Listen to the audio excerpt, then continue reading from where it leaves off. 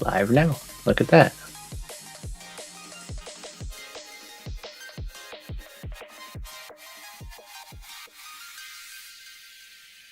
It was canceled? No, not canceled. We are live. We're live on Twitch. We're trying a new thing, everyone. We're trying to go on to another platform so that we can be live everywhere all at the same time, even in New York Times Square. So we've got a Twitch channel now, and it is called The Dividend Dudes. And Twitch is normally known for gaming, so we're going to try to get all the Twitch kitty gamers, and I'm one of them, actually, and get them online to the finance side of things. We'll see how that goes. And we're back. We're back. Episode 49. The description is wonderful. What do you with Google Ads?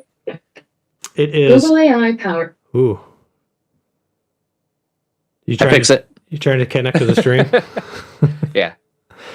So episode 49, Tom had a bunch of ideas to talk about, but just settled on doing what we always do. The reason for this is I'm trying to, as far as like YouTube goes and social media goes, I'm trying to figure out how to get our niche into a place that is appealing and draws into more people, because we've been using AI lately, and AI has been telling us this is what you're doing wrong, which normally if I want that kind of advice, I go to my wife and ask her, and she's very, very almost too positively optimistic about sharing those ideas with me.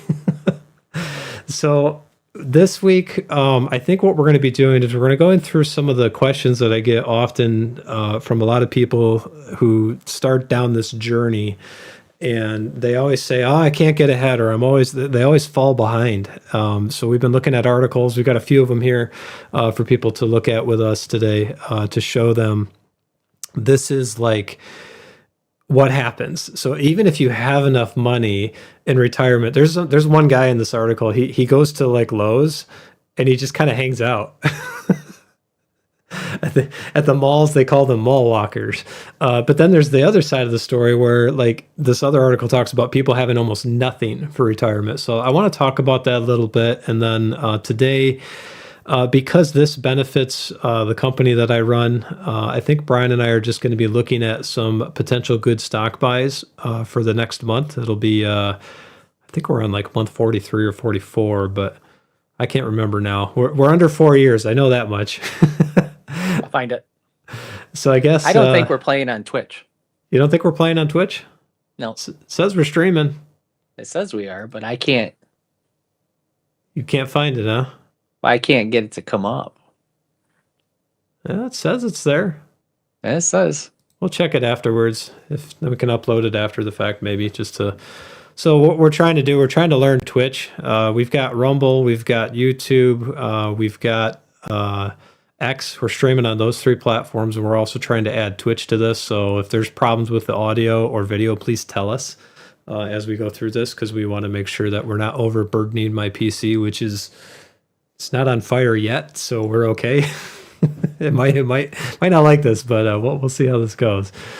So as far as like the portfolio we have, so if you're new to the channel, this is a finance channel. We talk about stocks, finance. We try to help people build passive income starting with $400 a month, every single month.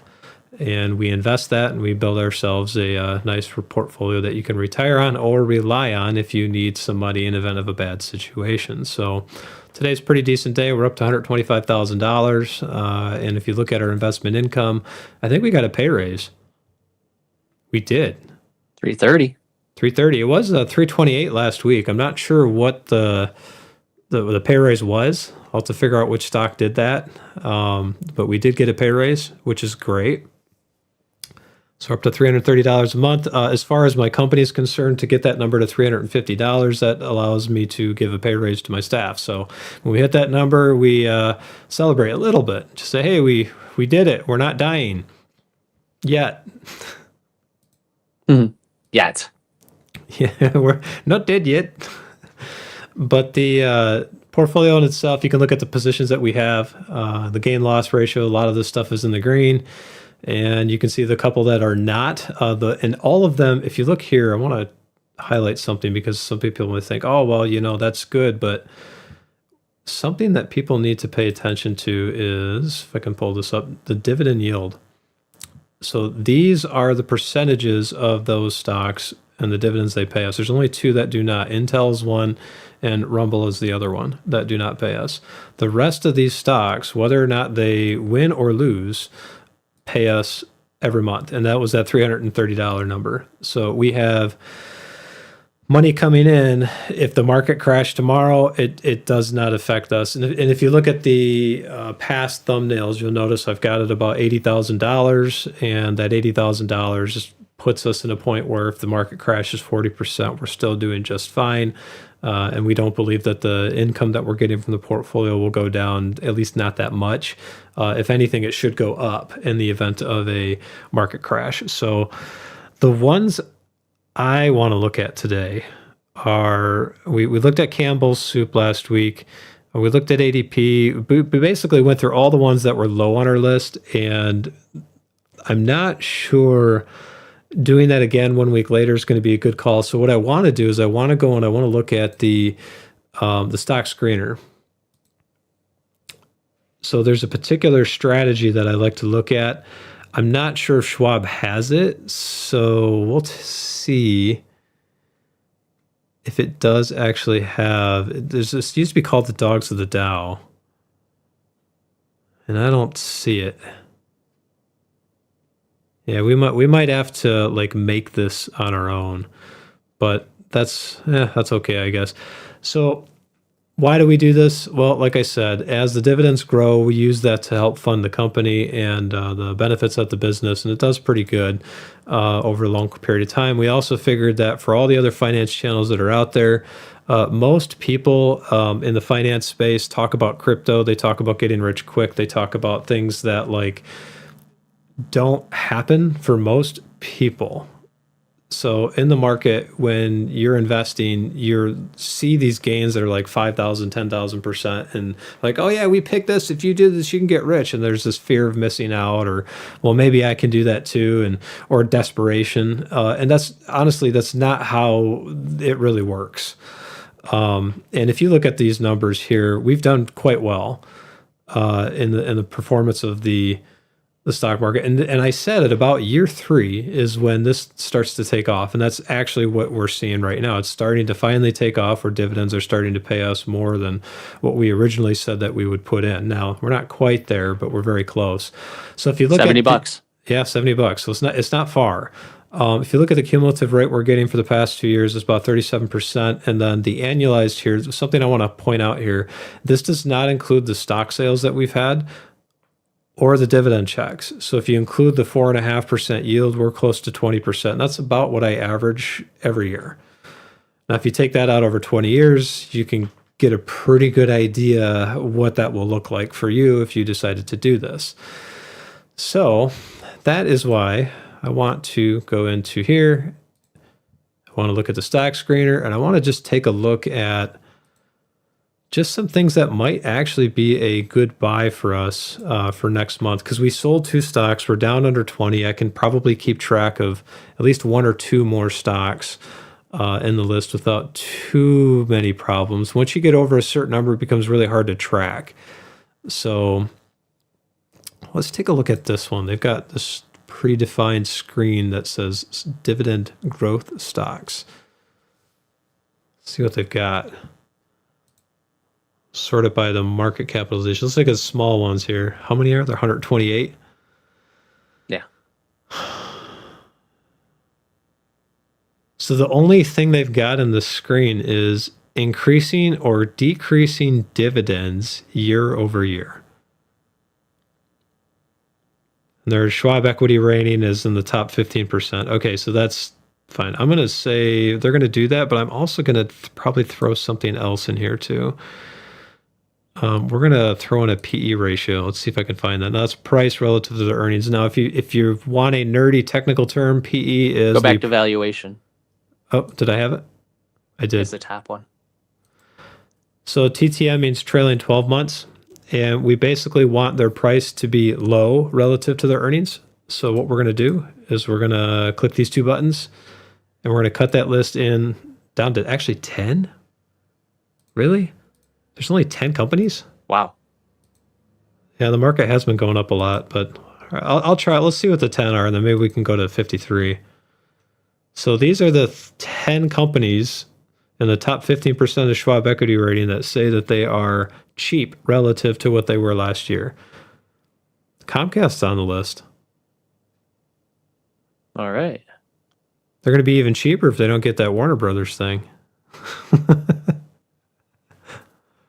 Hey, Matt. How's our audio today? Allstate. I'm a little surprised by Allstate. I get it. I guess they had $53 billion of insurance write-offs last year. So that not Allstate in particular, but overall in the Southeast. So that makes sense to me. But I mean, we could look at, I don't know if I want to buy an airline stock. Do you like any of these in this list, Brian? Anything looks interesting to you?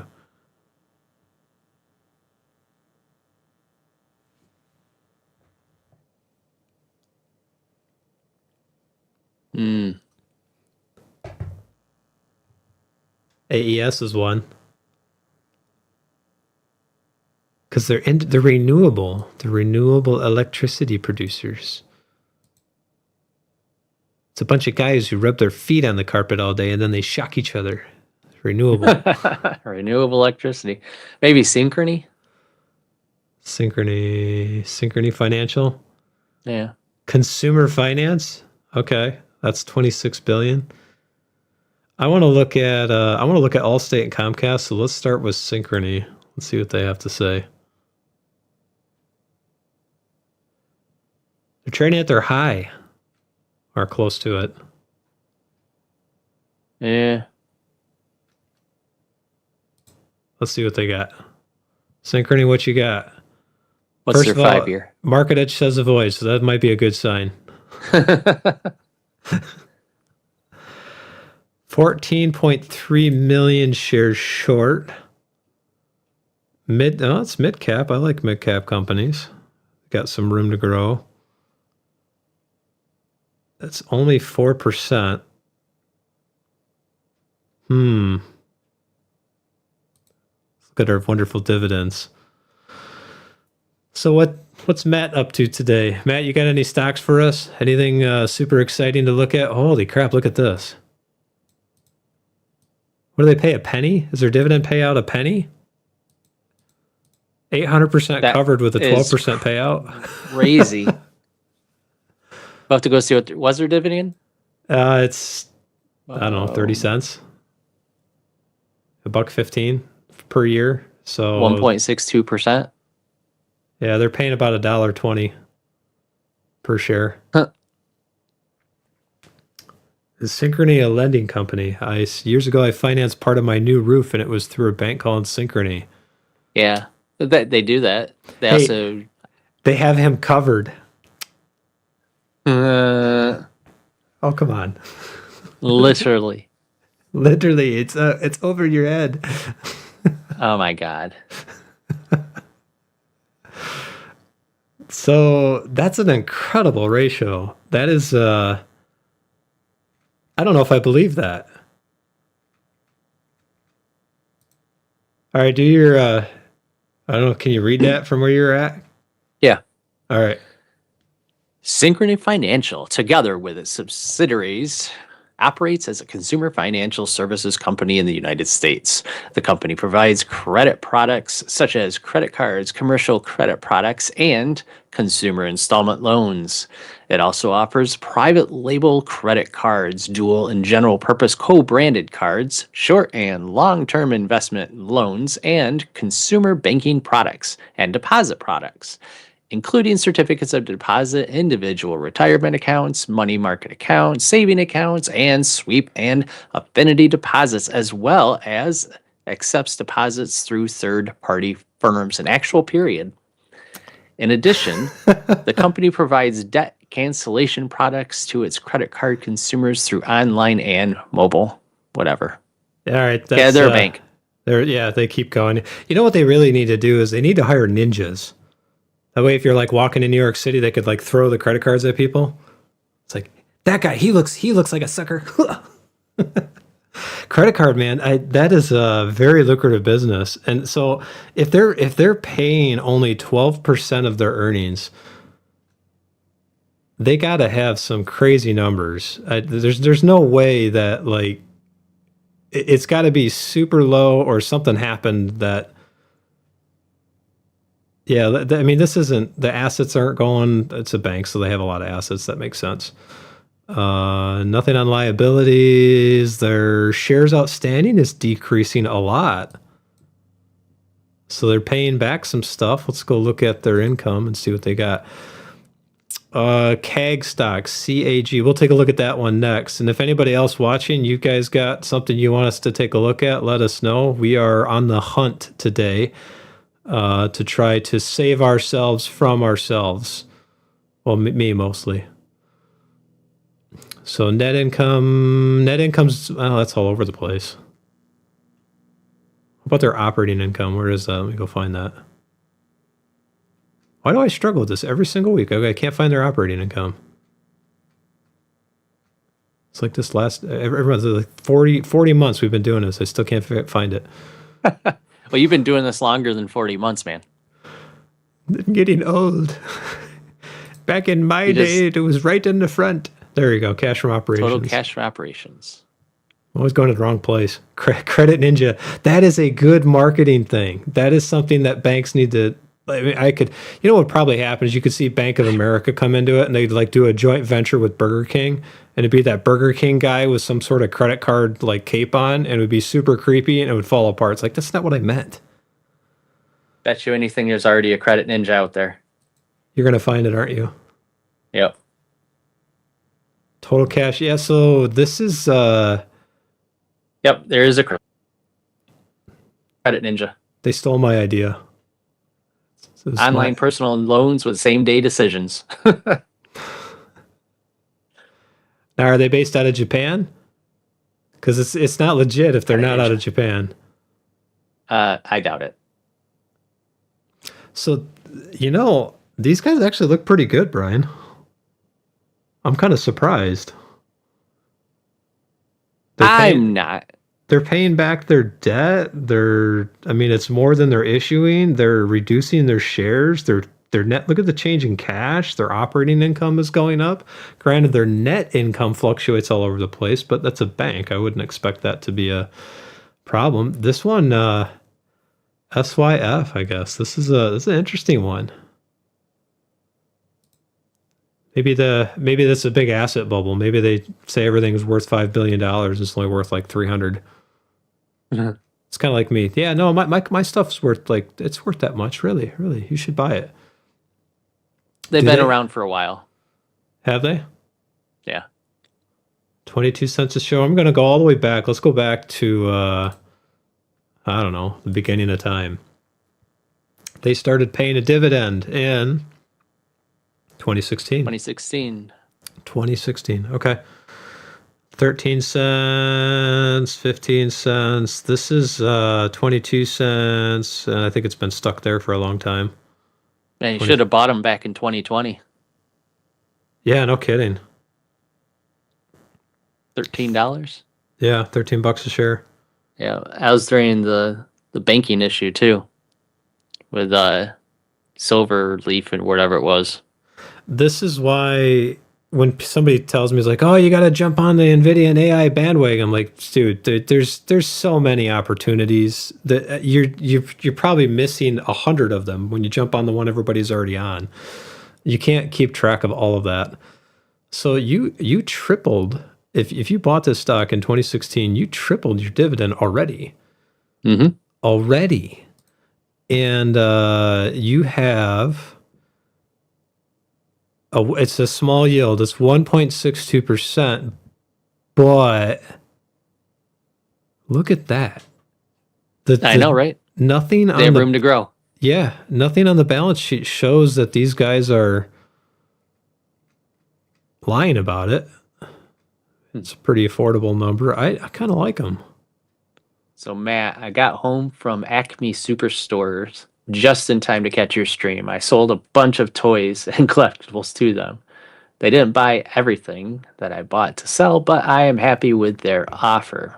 All your You sell stuff. Star Wars toys. Now, here's what I'm thinking.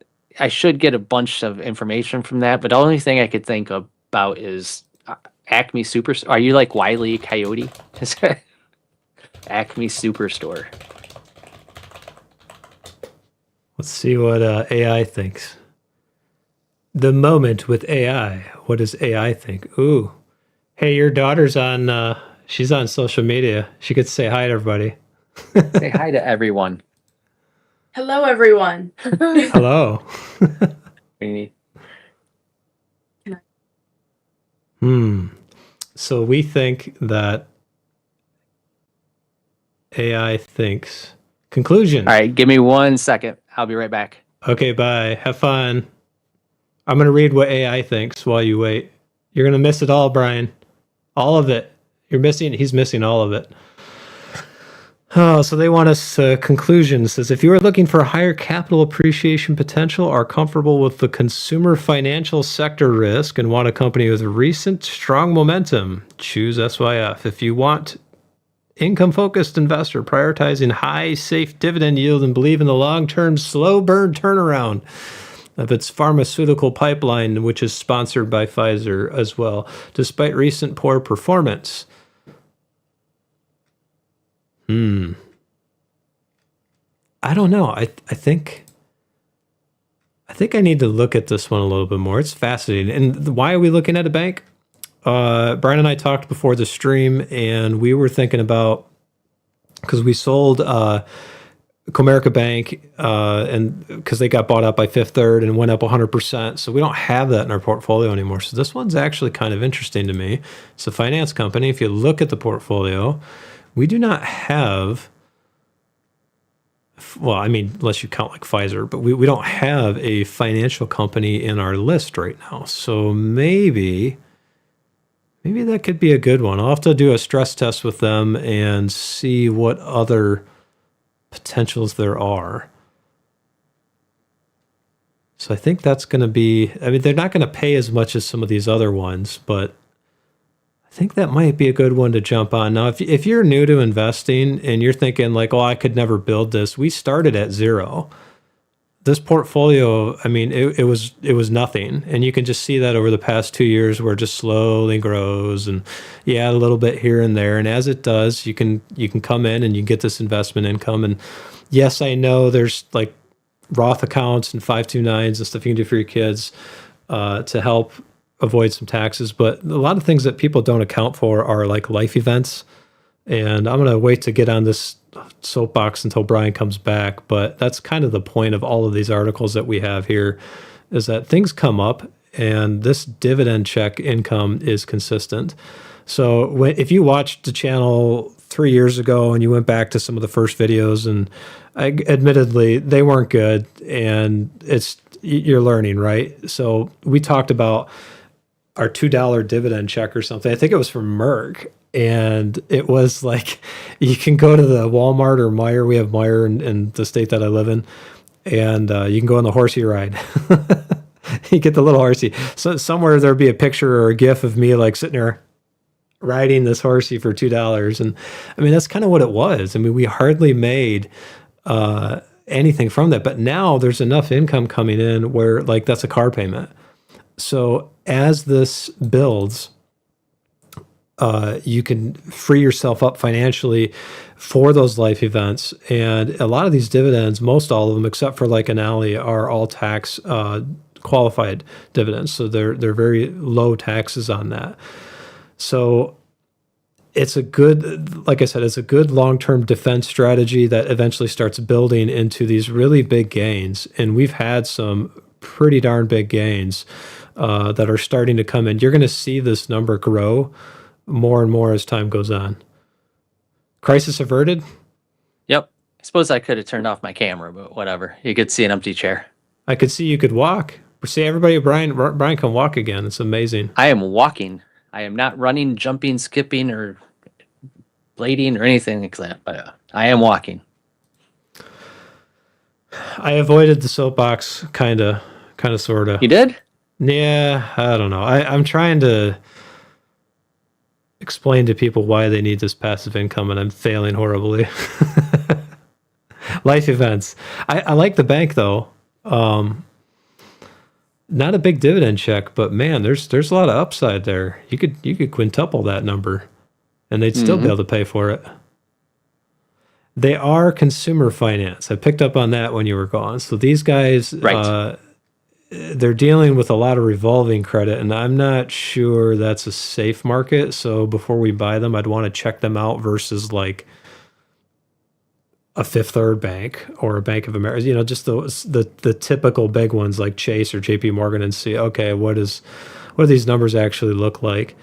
But that's They're pretty comparable to a Fifth Third. It's a really interesting one though. So the other one was Allstate. Allstate and Comcraft. Comcraft, yeah. Sorry, Comcast. Oh, my wheel locked. There. What do we have? Could we add something like Comcast? I don't know if we could. We could. I've had my issues with Comcast, so sorry. Now it's time for them to pay me. You pay me now. Yes. You want you I got Charter, but you want my endorsement, do better.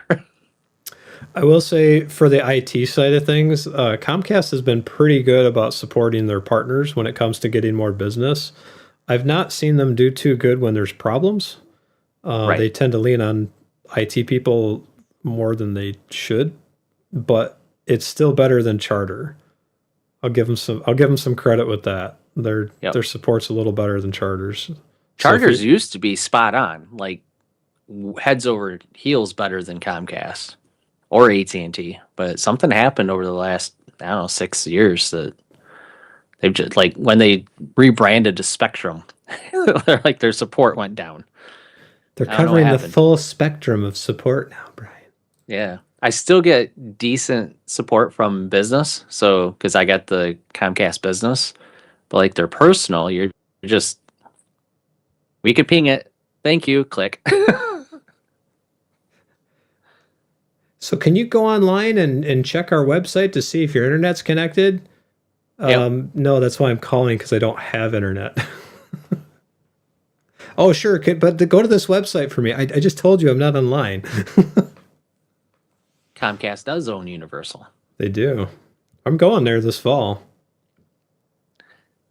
I would say for older people, Universal is like not older, but not like little kids. Universal is tons better than Disney.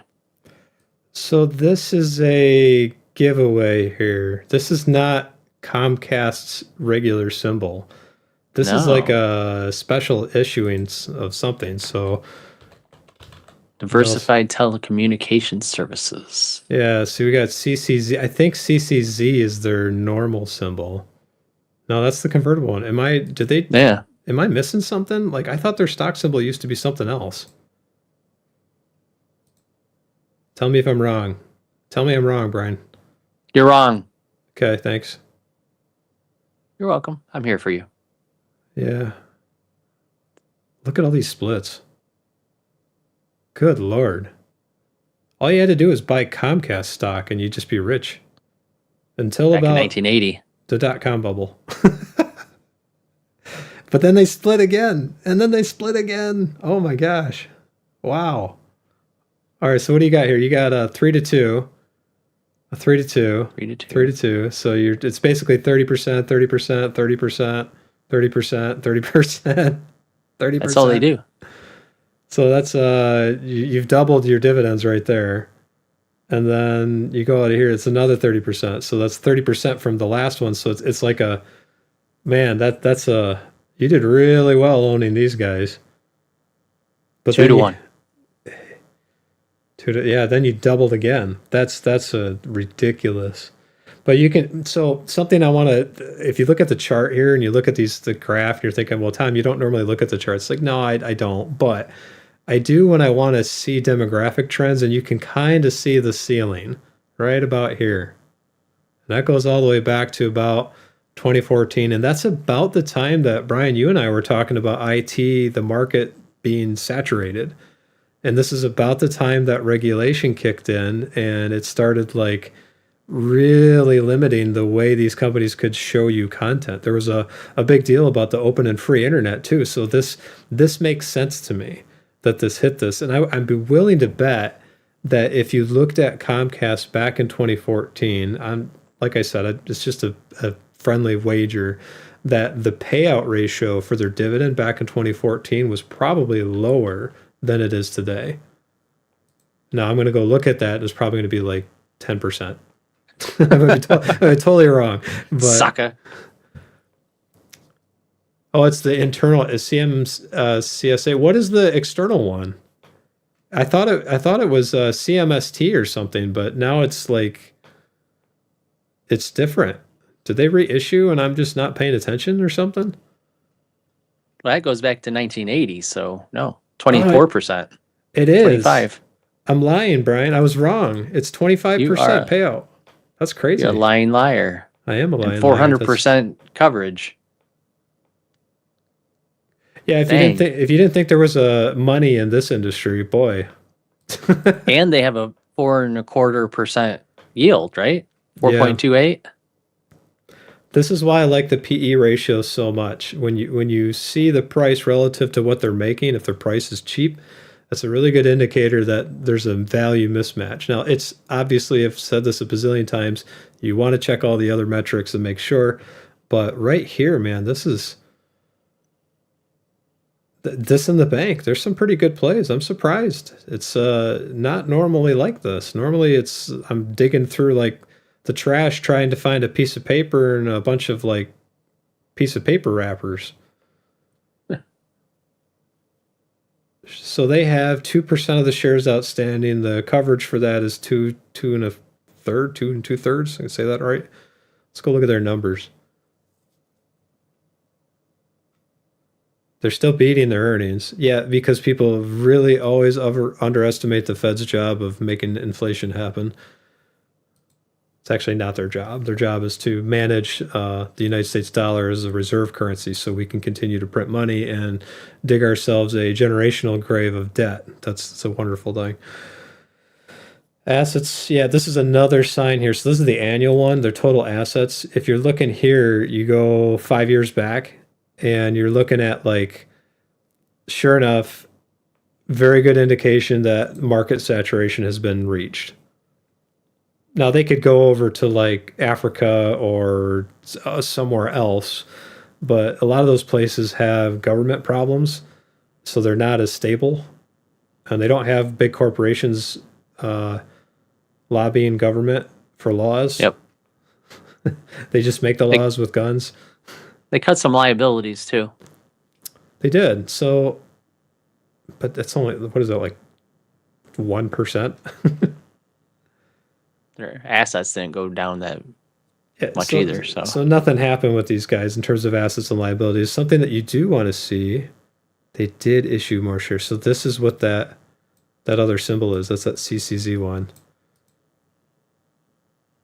Actually, no, it's not, because it's a different ticker symbol. That's so confusing. Their shares outstanding, though. Look at this. That's outstanding. I've gotten full of it today. That is a 20% reduction in the shares outstanding. That's pretty good. Income statement, go here. Expenses go up. You would expect to see that. The net income is probably way up. Yeah, look at that.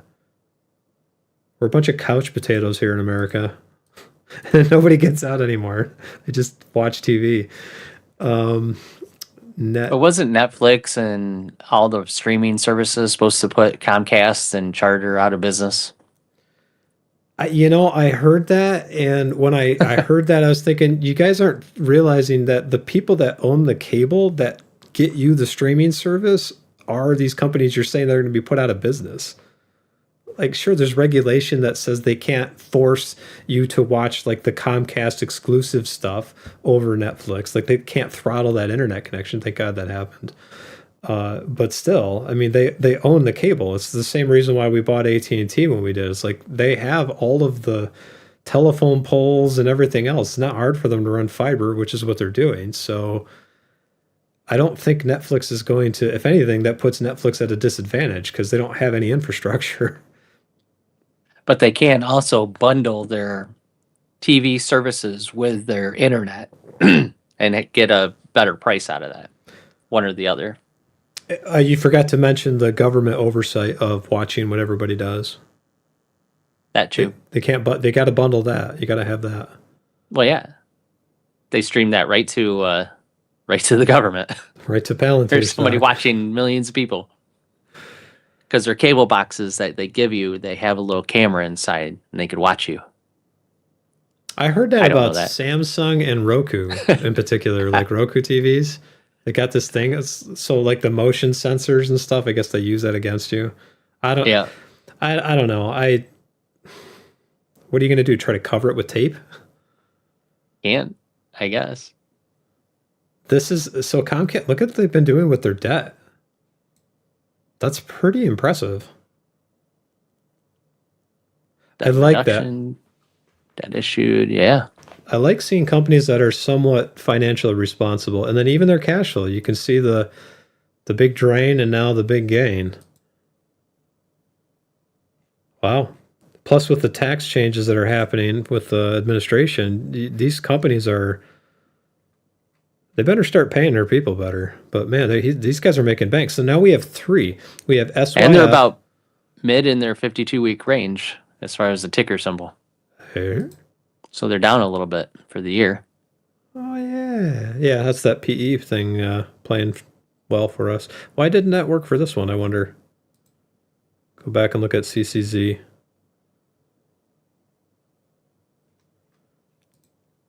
The problem is there's enough opportunity where it's like, okay, what do you buy and still get ahead and not miss, like the fear of missing out when I criticize other people of having it, I have it too. Like I fear missing the right opportunities, but I don't like base my financial life on it Mhm. because otherwise I'd be in trouble. we would not be here to stream to you right now if that's how I live my life. Right. So You cannot that's- live your life as missing out on opportunities that you didn't take. You gotta either take them or don't. But once you make your decision, that's it. You take a dump and you sit in it. And you better be happy. So make sure you eat something real sweet. You get a rash afterwards, though. You don't want that. That's kind of what like streaming on social media is like. You get a, You get a rash. you get a I'll rash. tell you where that afterwards. one came from.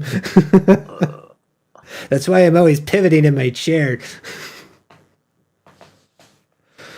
This one. So the next one we're looking at is Allstate here. These guys. If you don't know what Allstate does, you haven't heard the deep manly voice of. I can't think. What does that guy say? Forget it. Their insurance company. Allstate. I can hear his voice in my head. It like haunts me in my sleep. Kiss my wife goodnight. You're protected with Allstate. No, stop. Get out of my head. Historical. Oh my gosh. 14 times? They've had a good year. Look at that. Isn't Allstate the company pulling out of? I thought they were pulling out of like Florida. Which stats? Stats? Yeah, which stats? Come on, AI, figure it out. They did. Oh, wow, they're pulling out of Michigan? Really? Michigan? Why Michigan? We have like nothing that ever happens here. We have snowstorms. Come on. Yeah, but you're not gonna. Well, you might.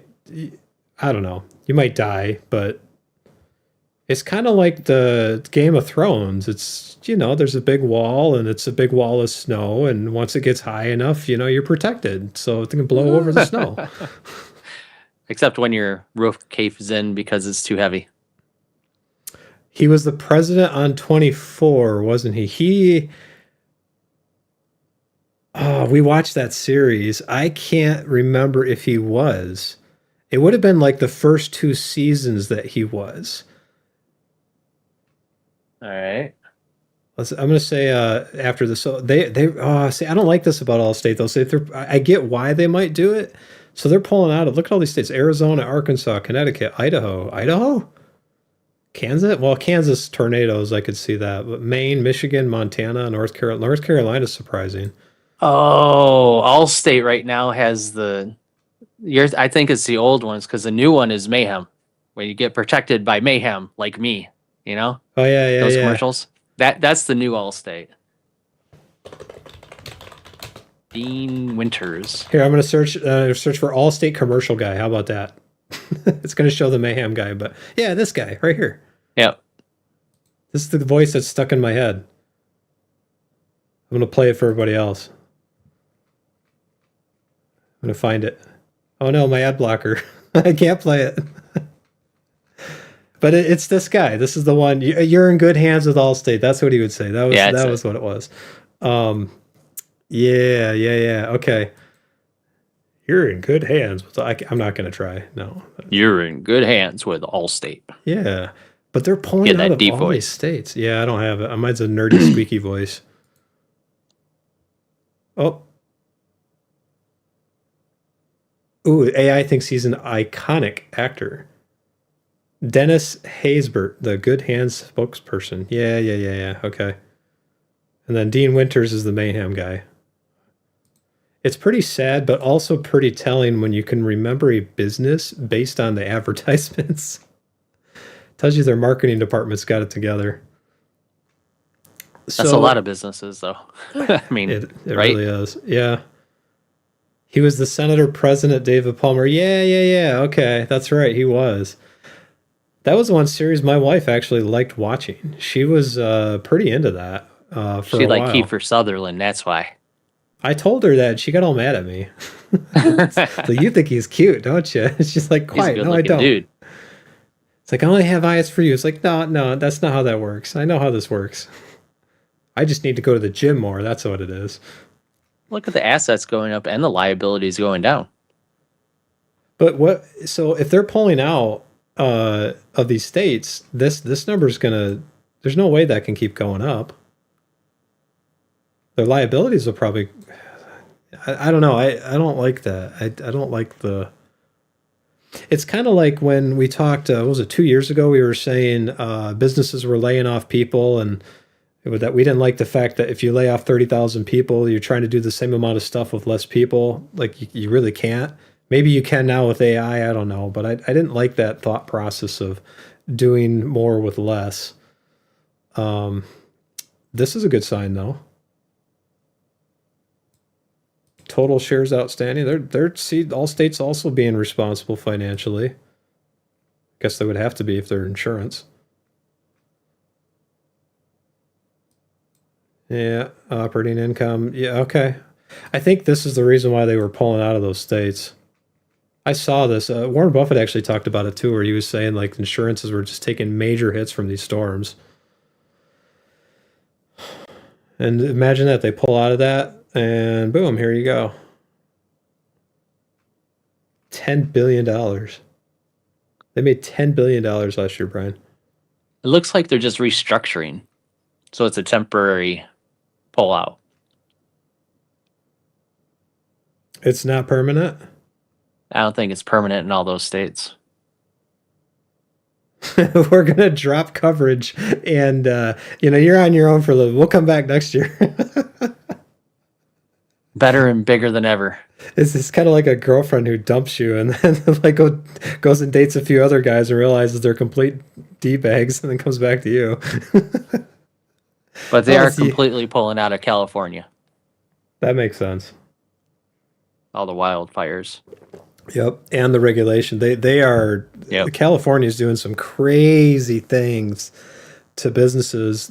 Like I don't understand how, if you're going to tax businesses that much, where they could barely function, as a business. Now, sure, oh, they're making billions of dollars, yeah, but they still need to be able to function. You get to the point where they can't function anymore, they're just going to move like 3 states over. Why would they stay there?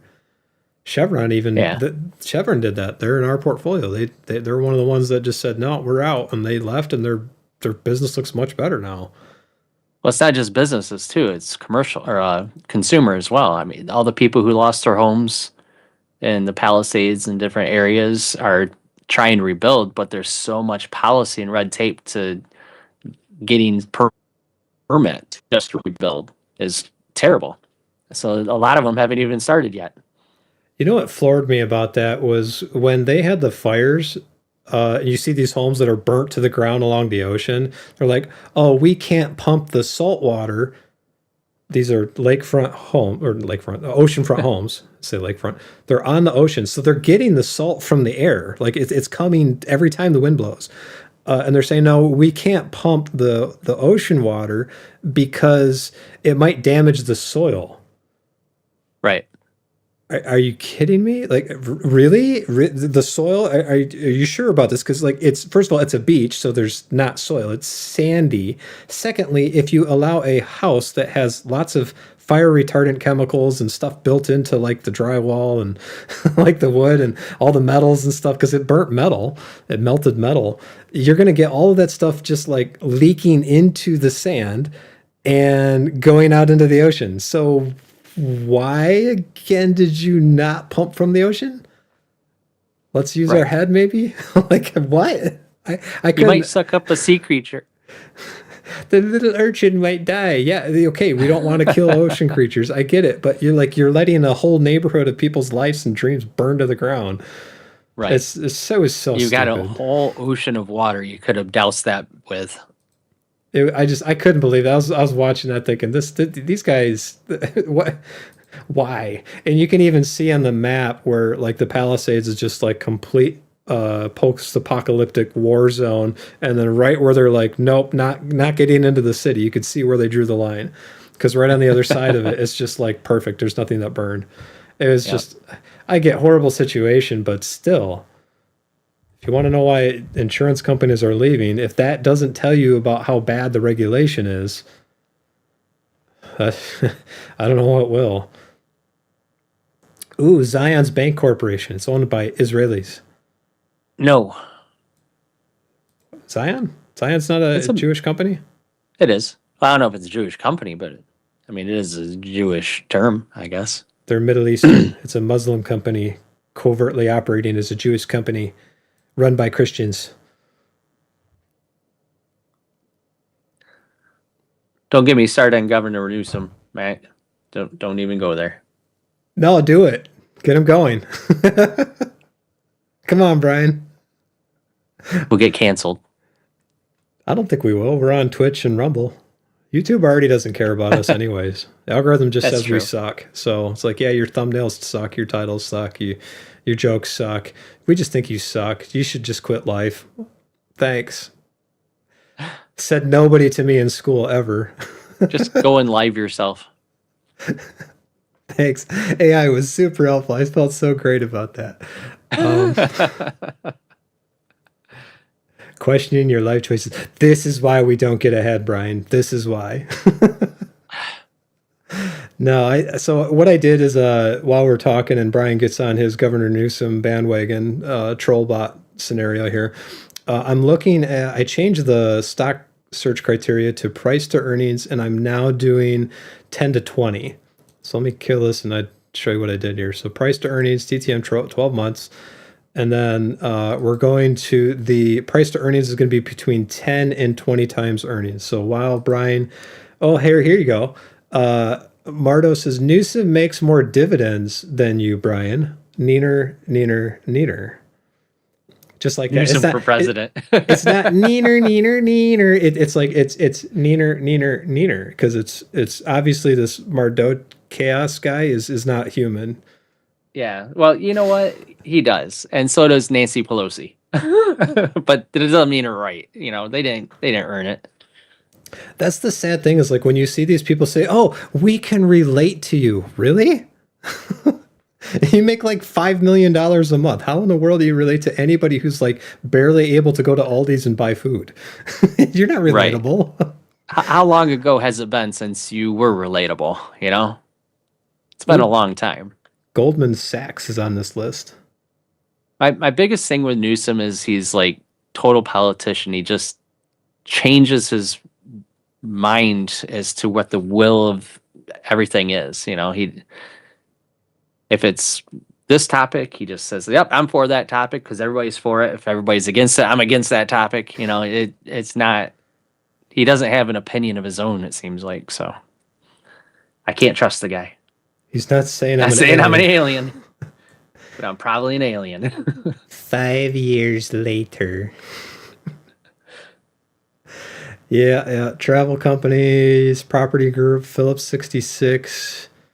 We already have oil companies. We don't need oil companies. The whole portfolio of oil companies. No, we're all into renewable consumer energies. We like batteries because you use oil to make them. Citigroup. I don't want to do Verizon Citigroup. because we already have AT&T, and then we got Goldman Sachs. And by the way, if you guys are watching, you got a stock you guys want us to look at, or some crazy controversial topic you want Brian to go off the rails about, please comment. Let us know, and I will. I promise you, I will keep Brian in check, and he will be G-rated, and everything he say will never offend anybody ever, because that's exactly the way I am.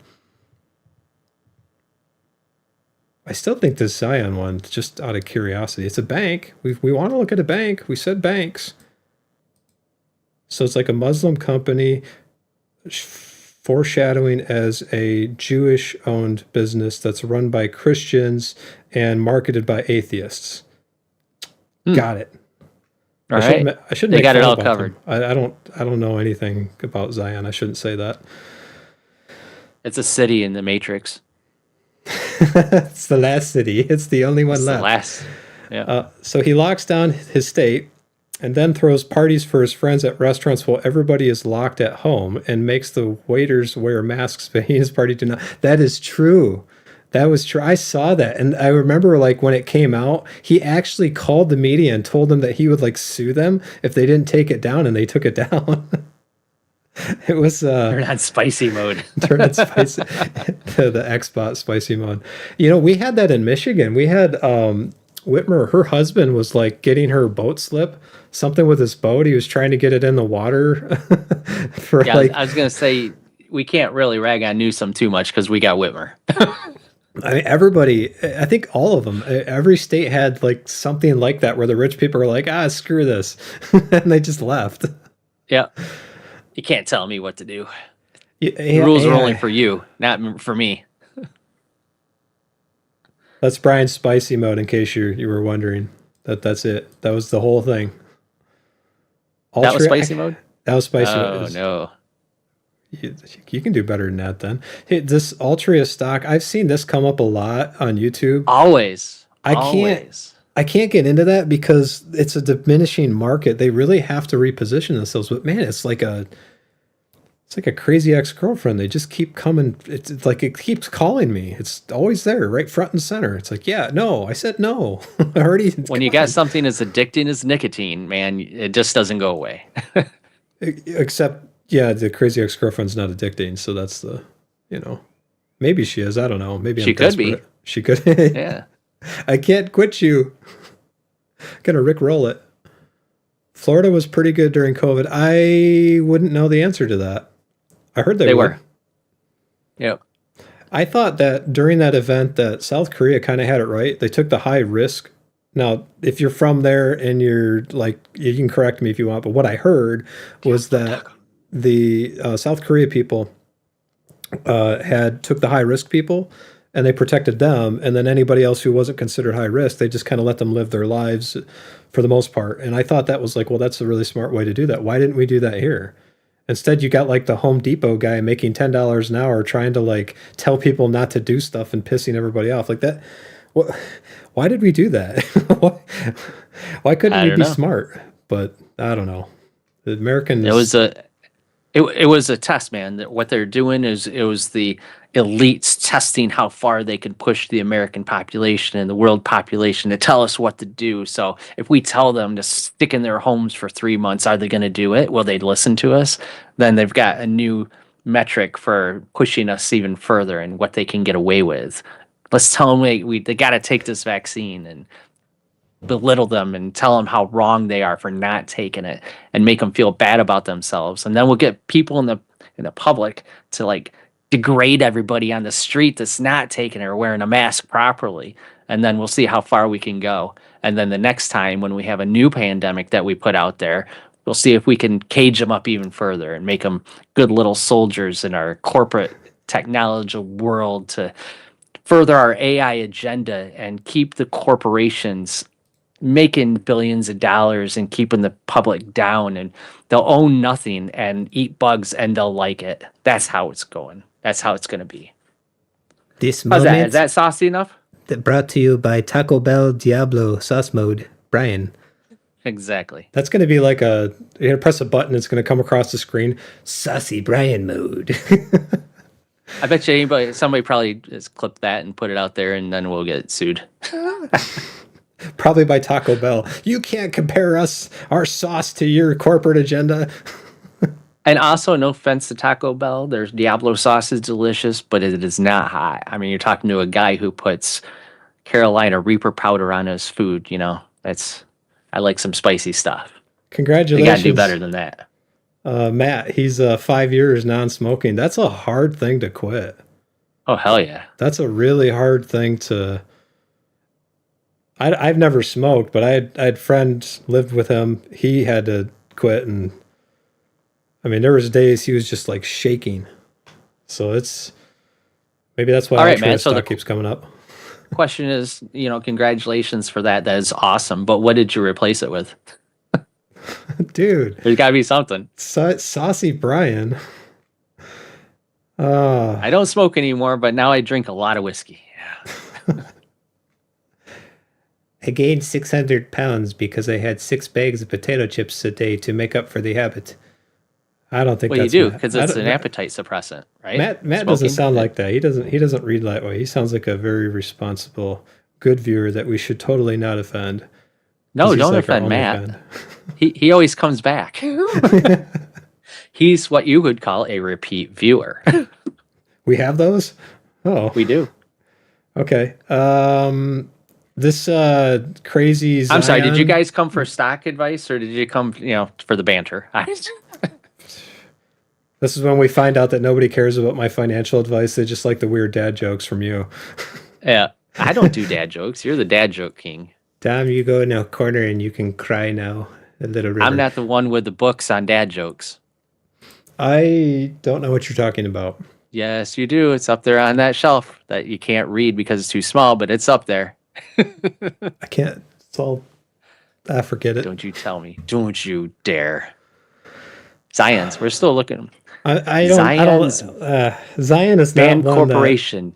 Oh, you're gonna read National it? Association provides various banking products He's and reading it. related services primarily in the states of Arizona, California, Colorado, Idaho, Nevada, New Mexico, Oregon, Texas, Utah, Washington, and Wyoming.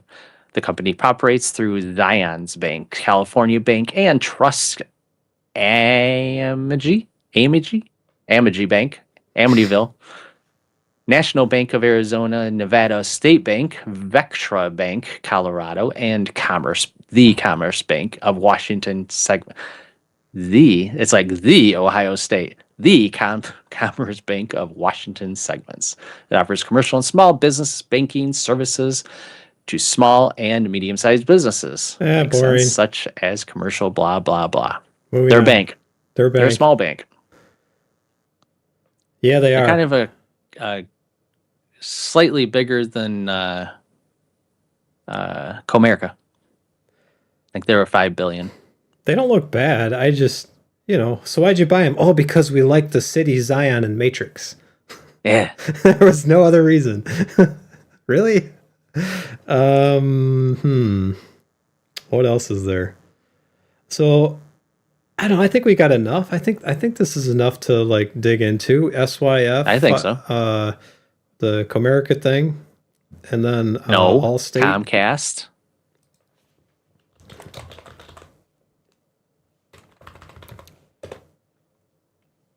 There we go.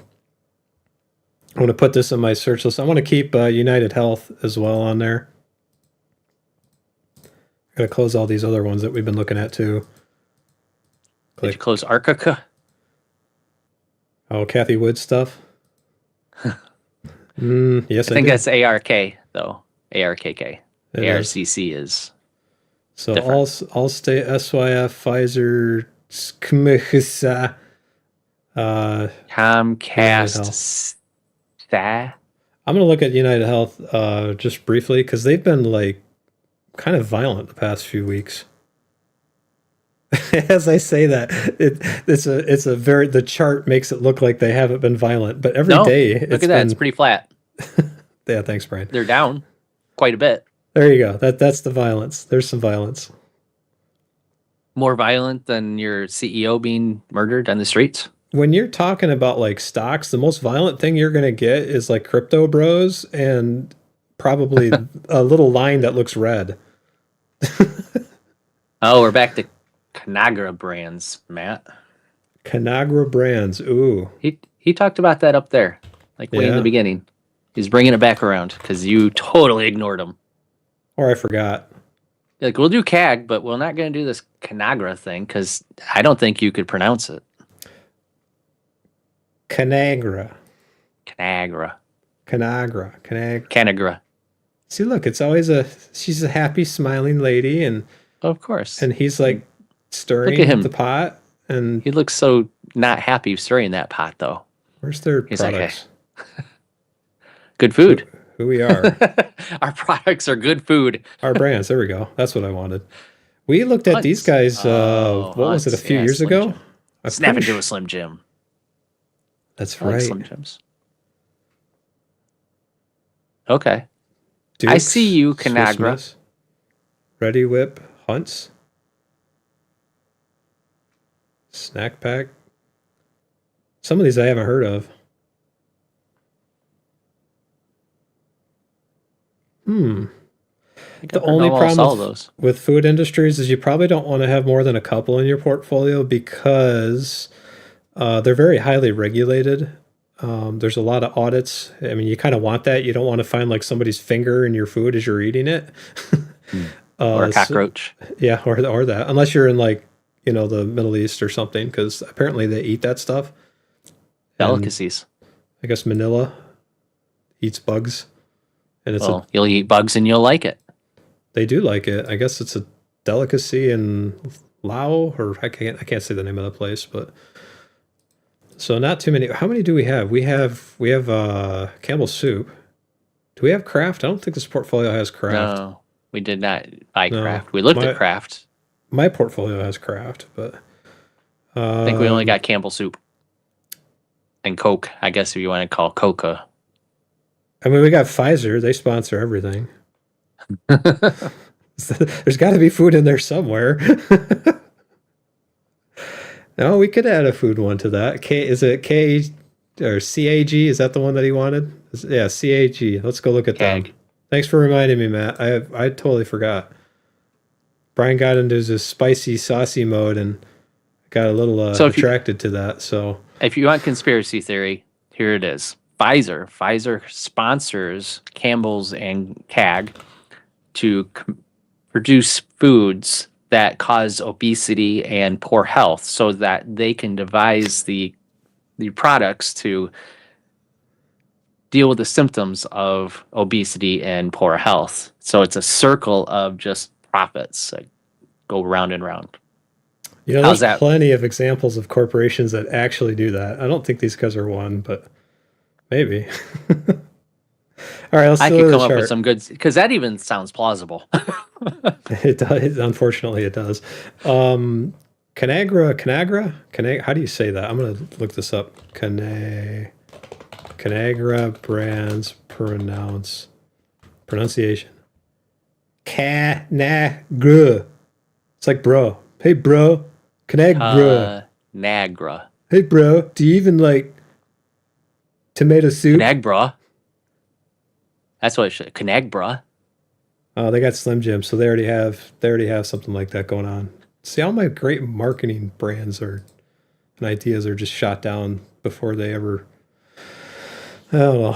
So 1980, split, $3, $4. split. Look at this. Look at the splits. That was when splits are like in vogue. It was sexy to split your stock. It's They're kind of 2 to like 1s. stock buybacks. It's a way to get more, like you're worth more, and you don't pay any taxes on it. Share Yeah. buybacks are. And it makes Good. people think that it's a good thing getting doubled your stocks, and it's like, hey, I got more stocks now. So 1988, I think it's going a little bit too far back for most people. I'm going to start in 2000. So you start 2000, 16 cents a share. From then until now, you have tripled your dividend checks. If you're getting $100, you're now getting $300 from these guys off of Slim Jims. In 1988, I just started high school. So Somebody asks you how you got rich. I stepped into a Slim Jim. Huh. Okay, dude, chill. you're a little too excited.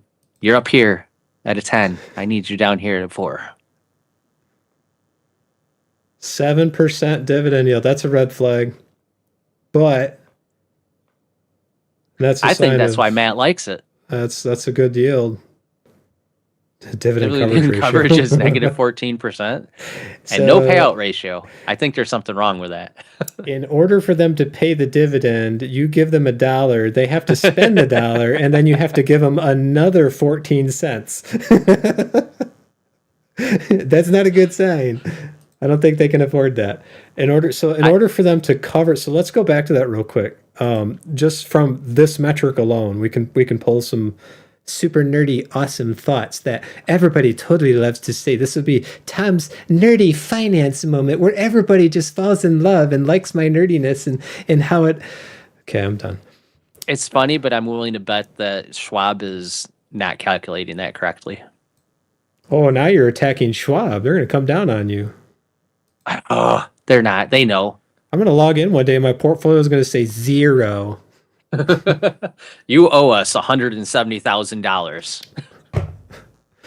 No, thankfully they can't do that. So at least I don't think they can. So in That'd be order for them to pay this dividend, if you cut it in half, so if it was at 7.5, I'm going to round up 7.5%, they would have to be at 3.75% to be able to even cover that a little bit. So this is I would say that in order for them to be able to pay it even decently, they can probably afford about a 3%. And if you look, actually, here we go. Brilliant Tom. It's going through all these numbers in my head, showing people how awesome I can be. And then all I had to do was just like, look at this little number right here. And you're off by 1%. Yeah.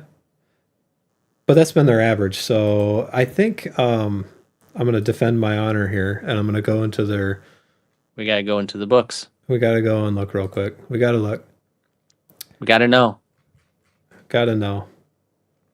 All right. Assets are down 10%. Their liabilities are down more than that. What is that? 13 down to 12, 1.3. Yeah, about 12%. So that's actually decent. Shares outstanding are slightly down. If we go to their cash, see how much moolah they got. I'm going to go back to the income statement in a second, but Operating's up. it's kind of violent though. It's all over the place.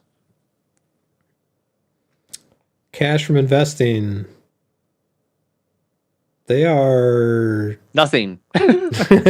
Yep, it's kind of flat. They're probably retooling some things. Campbell Soup does that a lot. And then you can see that in their financing activities. They're paying a lot of stuff back. They are, yeah. Although, no, that still works out. That's still Yeah. okay. Look at how big their dividend is. So here's the problem. Cash from operations is $1.7 billion. They're paying like almost $670 billion in dividends. If you go over to, this is why I went to the cash flow statement first. You go to their income statement and you look at their net revenue. Now watch, I won't be able to find this finally. So this is more than half of last year's net revenue, but look at the years prior to that. It's more than double what they made the year before, which is probably why that ratio is way off. And then also like it's exactly what they made a few years ago, and then just under what they made 4 years ago. So I don't know. That's a red flag to me. I like to see Then more half again. consistency. Yeah. I do like their products, and I do like What's what their they do, but cash? I don't know. Probably flat. Here, let's see. Oh, they spent some. It's pretty flat though. Oh well, actually no, it's not. So they went from 554 in their bank account, which again, you don't want a lot of money in the banks if you're a business because it Right. just sits there and inflation destroys it. So they Seems went like down a to lot of cash 68. for these guys. 500 million. They're down to 68 now. But like, I wonder what happened. That was probably 2020. Yeah. Was it? Yeah, it Before was. that. So I think the 2020 cash spilled into 2021. How's everybody buying Slim Jims? Because those things last forever. They're delicious too. I mean, come on. You're going to be eating the Peeps, Slim Jims, and Twinkies in Apocalypse because they never go bad. So By the goldfish. Conagra, if I can say that right, they're going to survive. But they are trading at their low, and that makes sense based on the numbers they have. So Matt, I think, I mean, they've been around for longer than we have. I don't think they're going anywhere. Before we No. buy them, though, we're going to have to do this probably off the stream. Brian and I are going to have to look at they got their fiscal year report and they've got their proxy stuff. So they have all of this, like, if you go here, let me click on it and then I'll share the link with you. That way you I'd can. of course want to go into their earnings call too and listen to that, like the last 2 or 3 earnings calls. Yeah. Yeah. So I think before we like I wouldn't buy them based on the red flags yet, but I wouldn't count them out yet because of they're pretty durable. I mean, this is a pretty durable company. So it could be like what we had with Campbell's Soup though, because if you go and you look at Campbell's Soup and you can see for us, yeah, they pay a 4% dividend, but they're down 20%. Now for me, that's a buy signal, not a sell signal. But again, the finances have to match up with it. And that's one of those businesses that I'm not sure they're there yet, but I don't know enough about them to speak intelligently about what they're doing with the numerical changes that we saw. We know what Campbell's Soup is doing, which is why we bought them. Like we know what's happening there. So I would get some info on that, and we can check that out by going to this link and seeing what there is. And there might be some good info there. We do that with the other companies too. So I'll add this to our list, and we'll see what we come up with. Got to put that in here. CAG. There we go. So these are the ones that we're going to be kind of digging into a little bit more. Maybe we'll do a normal video because we don't do those apparently.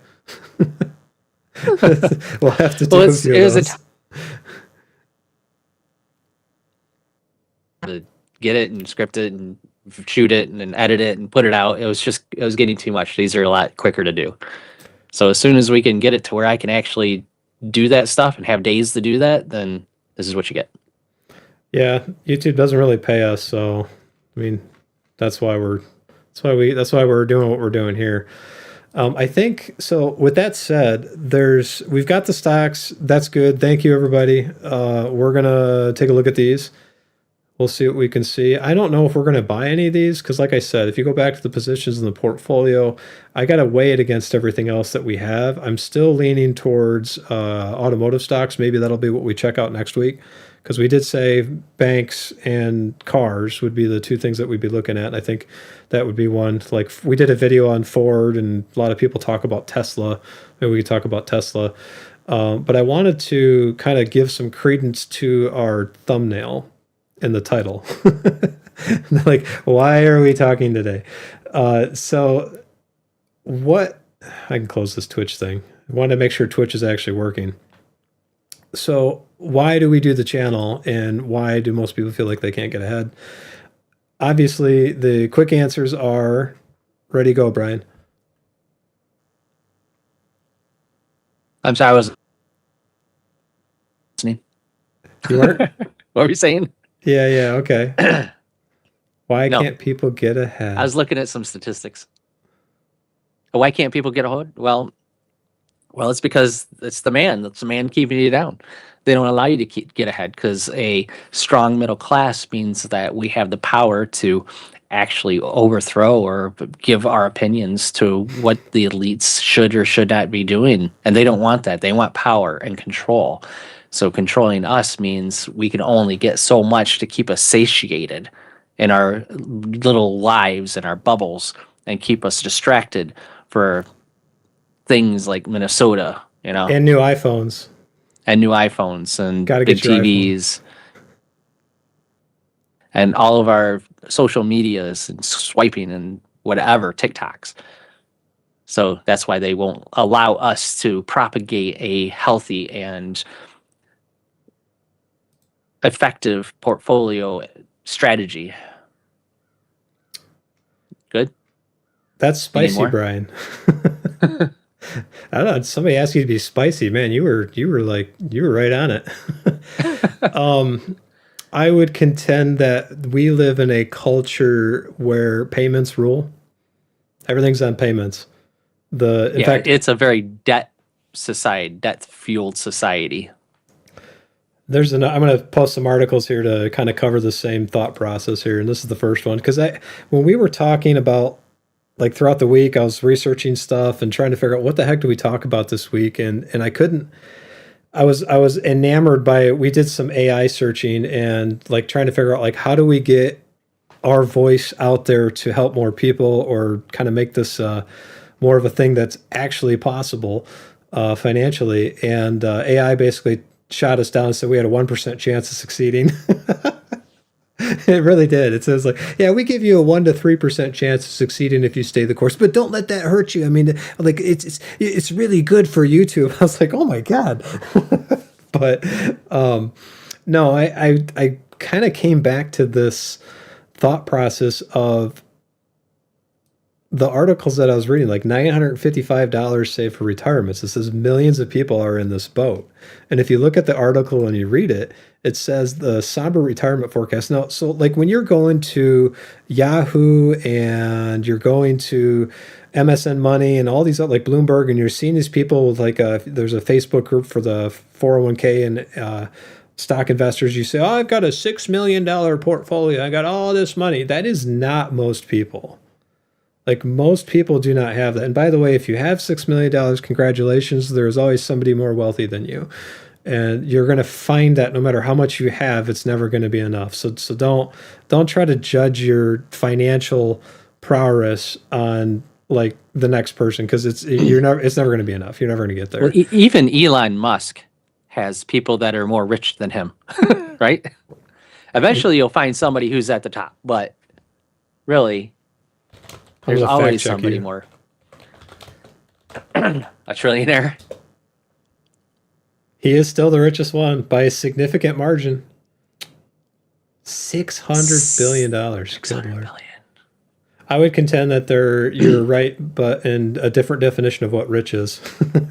Well, I also think that this isn't taking into account to like some of the, Middle Eastern kings that don't really get audited, So what Brian is saying we need to move to Saudi Arabia and become a prince, sure. Emperor. That's gonna be my name, Prince Emperor. But for everybody who gets audited and we know what their actual net worth is, then yeah, he is the richest guy. Yeah. So here's the article. It's saying, how's this for a sub? So I'm gonna make everybody super happy right now. It's gonna be a very upbeat, positive, and lively read here.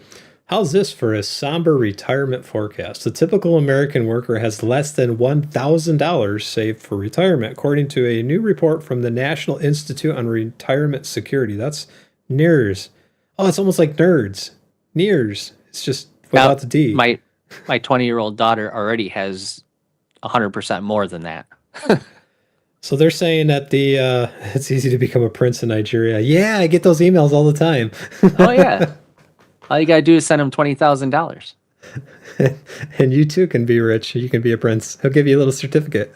It did not come off that little $50 HP printer that you just saw in the corner, but it is your certificate.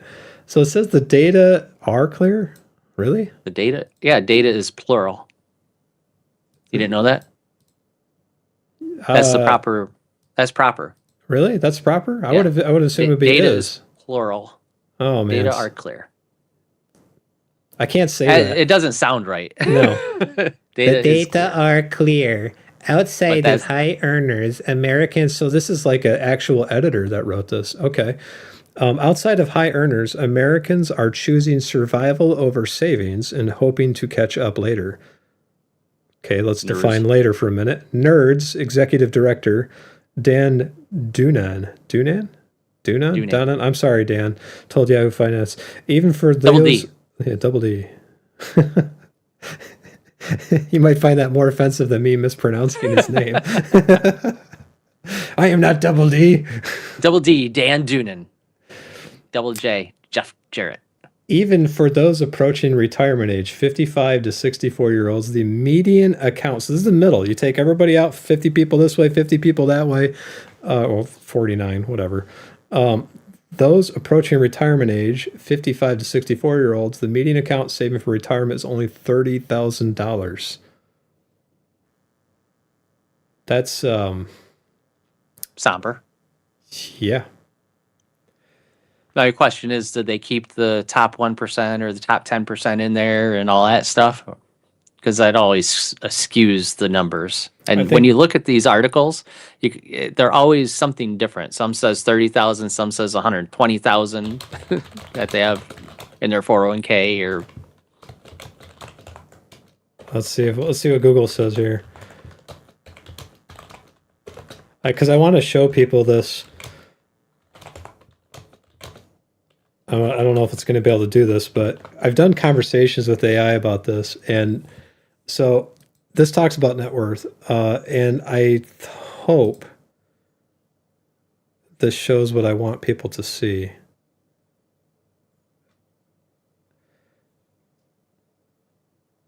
Yeah, okay, here you go. So this is based on the census data and CNBC and all these different sources on the right. There's 21 sites that pulled this information from. So if you're looking at the top 90%, the bottom 10% excluded, a net worth of $0 to $1,000. Average net worth of $60,000. Top 10%, the affluent people are worth about 1.8 to 1.9. That's including the super rich people. Yeah, so you can get the idea here. And I think this is, let's say, yeah, I need to go back one thing and change in the search, excluding the brackets above it, because that should tell the story much better.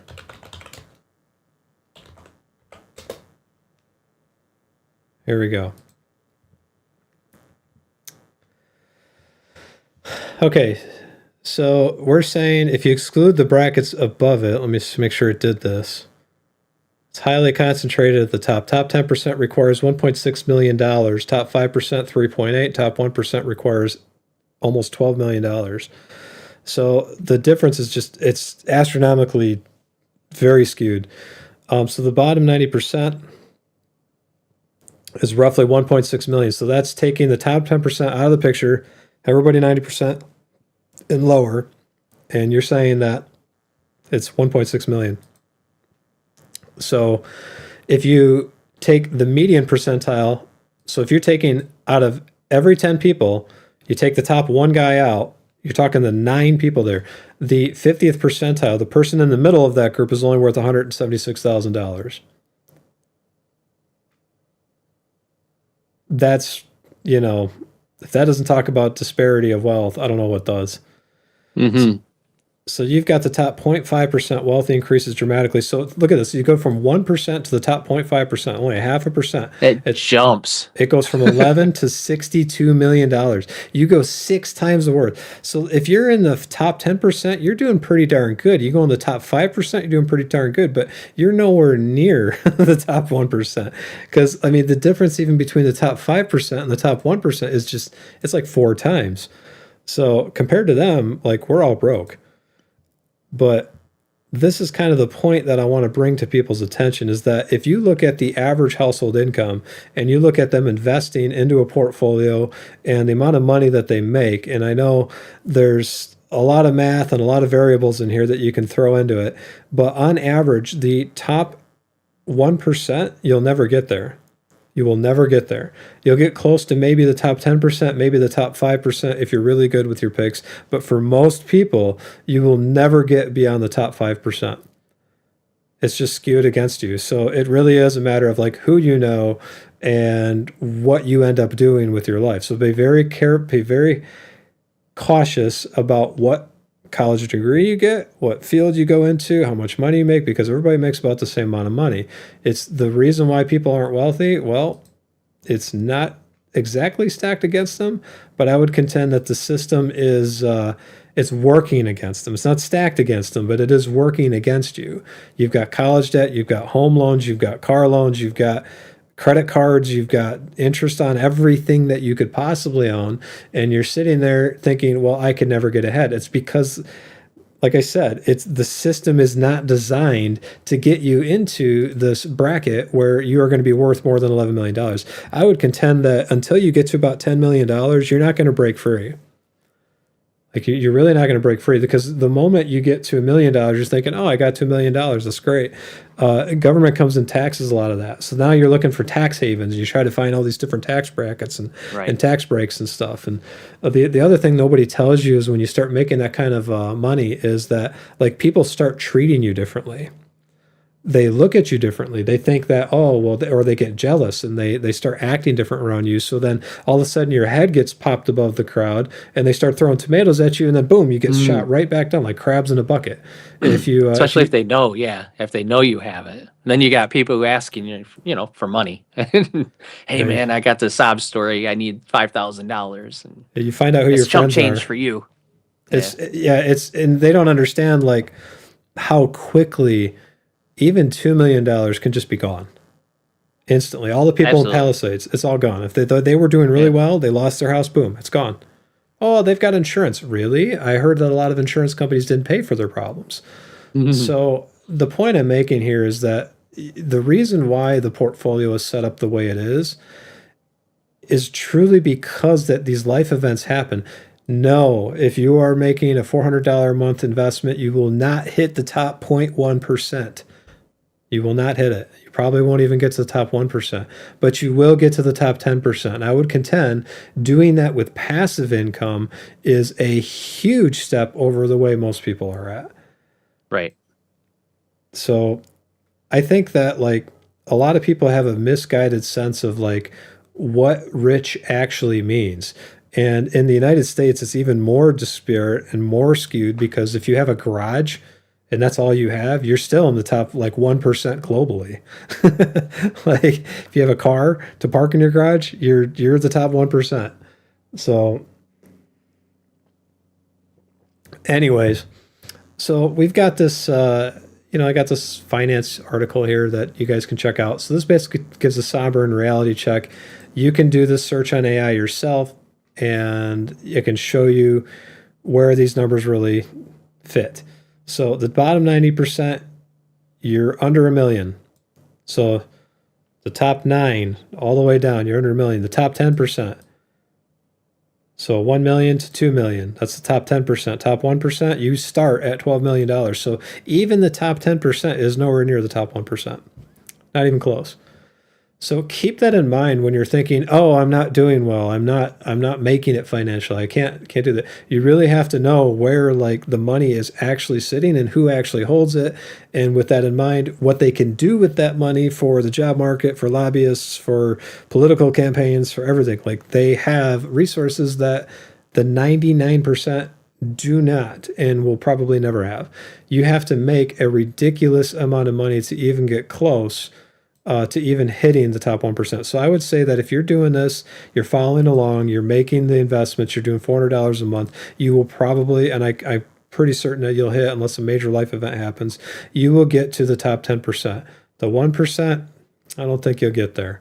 because Brian and I both are doing quite well and we're not there. So, and it's funny too, is like the more that you get, the bigger the number swings become, and the more stressful that can get. Right. So, and it's Like- so much easier to Like lose when it.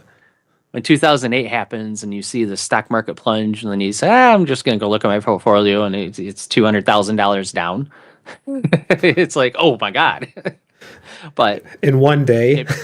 yeah, then okay, it'll come back, right? It always comes back. And if it doesn't, then like we say 1,000 times, we got bigger problems. The other thing I would like to bring up to people is they think that these super ultra wealthy people are just holding the money in their bank account. They're not. They usually have it in stocks or a venture capitalist business, or like it's not sitting there just collecting dust somewhere. They have it in Right. things. So when the market That's how it grows. Yeah. When the market goes down, their net worth goes down. So naturally, the inclination of the people that have it is going to be, let's make sure that this succeeds. So if you follow along and you play the same game, you're most likely going to do just fine. And I don't think it's a bad thing that they have their money into businesses, because people work at businesses and you can pay those people. But that's just me. So here you've got this in our portfolio. We've got this $330 a month. This 3.5 years in, we're up to 125,000. Two of the stocks we have, yes, we know they don't pay dividends. The rest do. But the point I'm getting at here is this investment income that we have. If you lose a job and you have a car payment, it pays for that car. For most cars that are not like luxury vehicles, it'll pay for that. Now, if you bought a pickup truck and you got $1,000 a month car payment, that is why you're not getting ahead. What's wrong with you? Right. Like, it's really easy to, like, when you look at most people's finances, it's really easy to figure out what they're doing wrong, even if they can't see it. It's like you got 5 credit cards, you got like car payment, you got 2 car payments, you got the house that the bank said that, oh yeah, you qualify for this mortgage. But in reality, you probably shouldn't be buying that house. Right. But a lot of people don't see that. So this is why we tell people you need to like do a reality check on your own finances.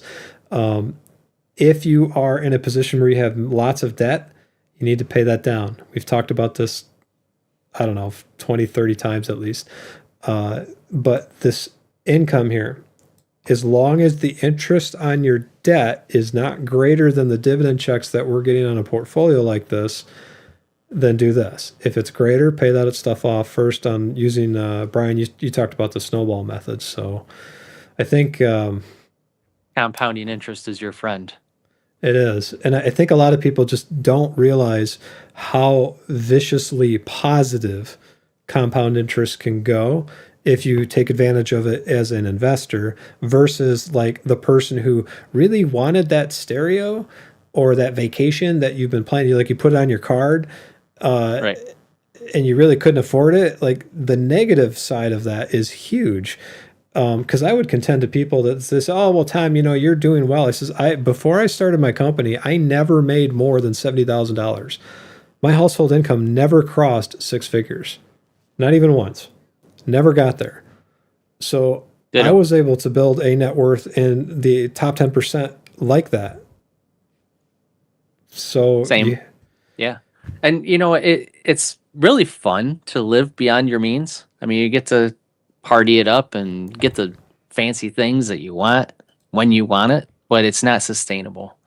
If you ever want to retire, you're never going to. I always thought that was interesting too. When people they tell me, "Hey Tom, can you help me financially?" and they make like $200,000, and I'm looking at them going, "You made more than triple what I made before I started my company." And even when I started my company, I had no income for like 13 months. I had nothing. I put a ton of money into the start the business just to even survive. Was crazy. It's like you've made $200,000 a year for the last 10 years. Why do you only have $300,000 saved up? Right. And now I'm worth like millions, and people are like, "Oh yeah, well, you got it, and you're just, we can't relate to you." It's like, yeah, no, I lived in my car making $5 an hour in the winter in Michigan, and have like a crazy family. So, and that was not a good situation. I'm happy. And he tells now. I'm that good story now. to every day to somebody, so he never forgets it. It's usually myself in the mirror as I cry. There's a little tear that goes down. There's a little violin in the background. Sometimes I go to Pandora and play the violin music, and my wife walks in. Are you listening to that violin again? Yeah, I am. It's a sad moment. Leave me alone. It's a sad moment. And it doesn't work. But anyways. As Matt says, comparison is the greatest thief of joy. Yes, it is. It's a philosopher. That's not Nostradamus? Nope, that's Matt. Mind over Matt. Matt, I See? never met. I don't see the comment. Did he comment? Yeah, Oh, that was a while ago. okay. Totally ignored him. I did. I'm probably not seeing it. I have to refresh this. I'll do that in a second. I saved for 30 years, retired at 63 with more money than I'd ever need. So this is the other side of that, is if you do this stuff, you probably will retire with more money you need. There are social safety nets, Social Security, and like if by the time you're in your 60s, you should have most everything paid off. And if you've got some dividend checks come from here, you're going to be just fine. But don't end up like these people. This guy had like a pretty important job. I don't think this is him. I think this is like an AI guy. Just I check think so too. Check how many fingers he has. He's got 3. Because I don't know anybody who's like in their 60s that actually has hair like that. Well, he looks damn good for his 63. Yeah, no kidding. He looks like a 30-year-old. But the point is Maybe 40 at the most. he had nothing to do, so he went to a hardware store and just like hung out. It's actually a pretty interesting read because he ends up volunteering. Scroll up again. Let's go back up. Scroll up at the top. All right, scrolling. This is it. Up to more. Up to the very top where it has the title. Yeah. Because it's got by Farley Ledger. Now he looks like he's 63. Was it the gray beard or the cowboy hat? I think it's both. And that's when Mr. I don't Beast know if says, that's "Hey, I like those hats." Yeah. So if you read this, it just says he woke up, he had nowhere to go, nothing to do, and he just kind of sat there wondering, like, am I irrelevant now? The point I'm getting at with people is that you build this passive income as a cushion, but that doesn't mean like you quit your job, you stall your purpose. Maybe if you hate your job, you find a job that you like. Do something that you love doing. Use this as a vehicle to improve the quality of your life, maybe not necessarily the quantity of dollars you have in your life, because the dollars aren't going to do anything for you. I always said retirement doesn't necessarily mean stop not doing things. It means you have time to find your real purpose, like the thing that brings you joy that you really like doing. That is what retirement's for. The book 4 Laws of Financial Prosperity is a really good one for people who are just starting to take control of their money. I had to, as soon as I saw Matt comment, I had to like say something. Because you ignored the last one. I'm like ignoring him. I'm not ignoring you, Matt. I'm just really distracted. Our most loyal viewer. You know, my wife doesn't even watch. It's like, so I come out there, it's like, what'd you think? And she's like, huh? I wasn't watching. You did good, hon. Yeah. Excellent job. Yeah. So what'd you think about part? And I had to like ask her what I was saying. And she's like, no, I didn't see any of that. Oh, cool. I'm going to go play the violin in my bathroom again. My family doesn't watch either, so we're good. That's got to be really, doesn't that sting you a little bit? No, Okay. because they hear me every day. They don't need to listen to me on a podcast or But your live daughter stream. doesn't. She's in college now. We've got FaceTime and stuff. We can talk. So you just remind her every single time you're on FaceTime, hey, what'd you think of the last episode? No, She totally won't resent you for that at all. we're talking about solar balls now. That's that's what we talk about. So It's a this YouTube channel. solar balls, I'll have to check them Solar out. balls. I worked overtime. This next one here is a guy who worked for 30 years so he could retire early. And he sat in his living room at 59 wondering why the things he sacrificed for felt like a punishment. It's the same guy. Is it? Oh, look. By Farley, yeah. Yeah. Oh, it is. It's, Huh. it's the same story by the same guy in the same publication that's just changed slightly. Except he retired at a different age. It was At 63, now 59. it's 59. and doesn't go to the Home Depot for this one. Matt, don't punish yourself too much. That's pretty. I thank you, but ouch. What you do is you put it on your coworker's computer, huh? And then make Yeah. it so they can't click away. That's going to be the best thing to do. Get all of them to watch. This is where he tells you he works at a retirement community. It's all the old people there. So he's obviously he's writing his articles here. I didn't realize it was the same guy. I probably should have read that part, but Yeah. the point I'm getting at is you don't want to become this guy. You want to make sure that whatever it is that you're doing, dividend dues is one example, that can bleed into a retirement that maybe you're just not working as many hours as you used to. Maybe you're enjoying your quality of life a little bit more, but don't just like go to the mall and walk in circles. When I worked at the mall in high school, there's a mall they built near our high school in Grand Rapids. And I used to see these old people walking around in circles every morning. Well, they still do that, and it's for exercise. I think it's because they're bored. Because I asked him, I was like, "What else? Why are you here?" He's like, "I got nothing else to do, and this is fun." Well, like, yeah, this is fun. This is fun for but you. it's also for exercise. A lot of them do it for exercise. Instead of walking around the block or something, like when it's cold, they walk around the mall. Yeah, I don't want to be. So don't that stop guy. moving, people. When you retire, don't stop moving because that's when you die. So make sure that what you're aiming for actually has so the end point of all this is make sure that you actually have a destination that you're trying to get to before you get to the destination. Don't just have this paycheck here and think, oh wow, cool, I'm getting this dividend money, like it's just going to sit there accumulating. When it gets to a certain point, you need to spend it a little bit. And that's kind of the point I'm making too, is that the reason why we don't drip our dividends is because you don't know what tomorrow brings. I could offend somebody and lose my job tomorrow, and I may need that money. Right. Or I could get into a car accident the next day and all that money, all that saving was worth nothing. So you got to enjoy it a little bit. I'm not saying be irresponsible, but I don't feel very guilty about spending a dividend check on a tractor or something. Like I don't feel any guilt towards that because I know that that's not money that I directly traded hours for dollars for. That was money that worked for me. So if you're really tight on your finances, first of all, get rid of the debt. And we have a guy that did this with us. He did this, and he absolved $100,000 of debt over a few years, and now he's at the point where only one household income is enough to pay all his bills. It's amazing to see the stress just like gone. Once you get to that point, do this. So if anytime you want to buy something like a new phone, hey, a new phone comes out, or maybe my car, it's like my car is breaking down all the time and I'm tired of fixing it. And, beyond like the engine and transmission, you can probably still fix it. So stick to it, invest, get the money. And when you start getting this, $330, you can go out to eat every other week. I'm still rocking a iPhone 13 Pro. I thought you were going to hold up like a BlackBerry. I still got a BlackBerry from 2006.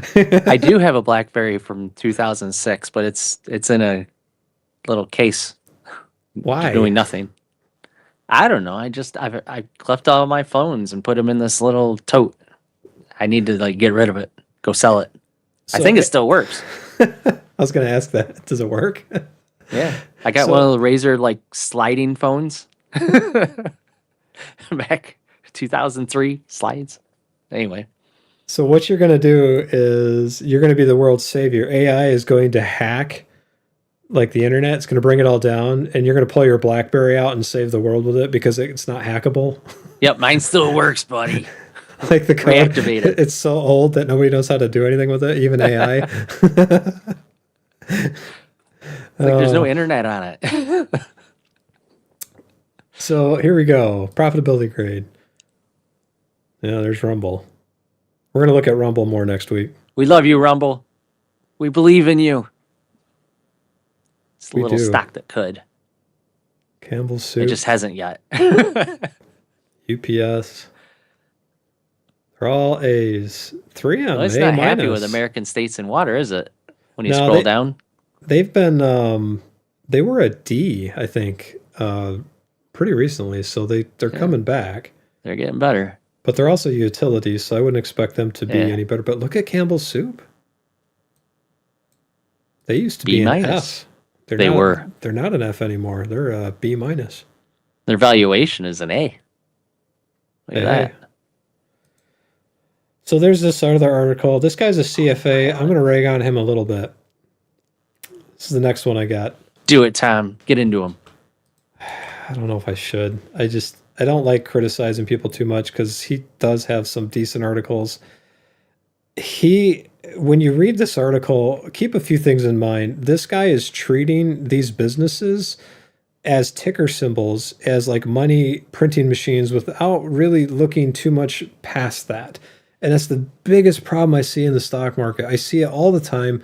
It's like probably 95% of the articles I read, that's what they look at. They look at the payout, they look at the potential growth, they look at like the management, they look at everything but the underlying companies. Like they don't actually look at what's going on behind the curtain, and they just think, oh, I'm going to make all this money. And it's going to be great because it yielded 15% last year. But they're just like, okay, yeah, sure, it yielded 15% last year. But do you have any idea why? And no, they don't. They just, oh, that's what the symbol said. And this is one of those articles that kind of talks that way. And if you actually look at these stocks that he's talking about, since for those of you just joining, we already covered the reason why you can't get ahead. Go back and you could yell at us then, and then come back and then yell at us now. So anyways, I don't like the two companies that he's looking at here. You got MLPI, and then the other one was there it is, CSWC. These yields are astronomical, and when you actually look at the businesses, they can't pay for those yields. And he's trying to say, oh, they can. Well, sure. If you buy For a a little stock, while. yeah, if you buy a stock that pays 10%, you pay taxes on that because these are funds. These are not individual stocks. So that's an ordinary income tax. So immediately your 10%, if you're in the 25% tax bracket, is now 7.5. So you immediately cut. So you're assuming that your 7.5 is going to be able to outperform a stock like Pfizer or AT&T or any of the other ones that we buy. I would contend that it probably will not, because a lot of these companies, in fact, I'm going to go look at the first one. We'll pull this one up here. If you look at this yield, it's just not sustainable. And usually there's just so many red flags. And the hard part about it is if it's a ETF, you can't see what's in it, not easily. And then there's the fees. So I don't know. He's also telling you to buy at their high. And it's so this is a oil, gas, consumable fuels, and energy services equipment. 97% almost of their portfolio is in energy.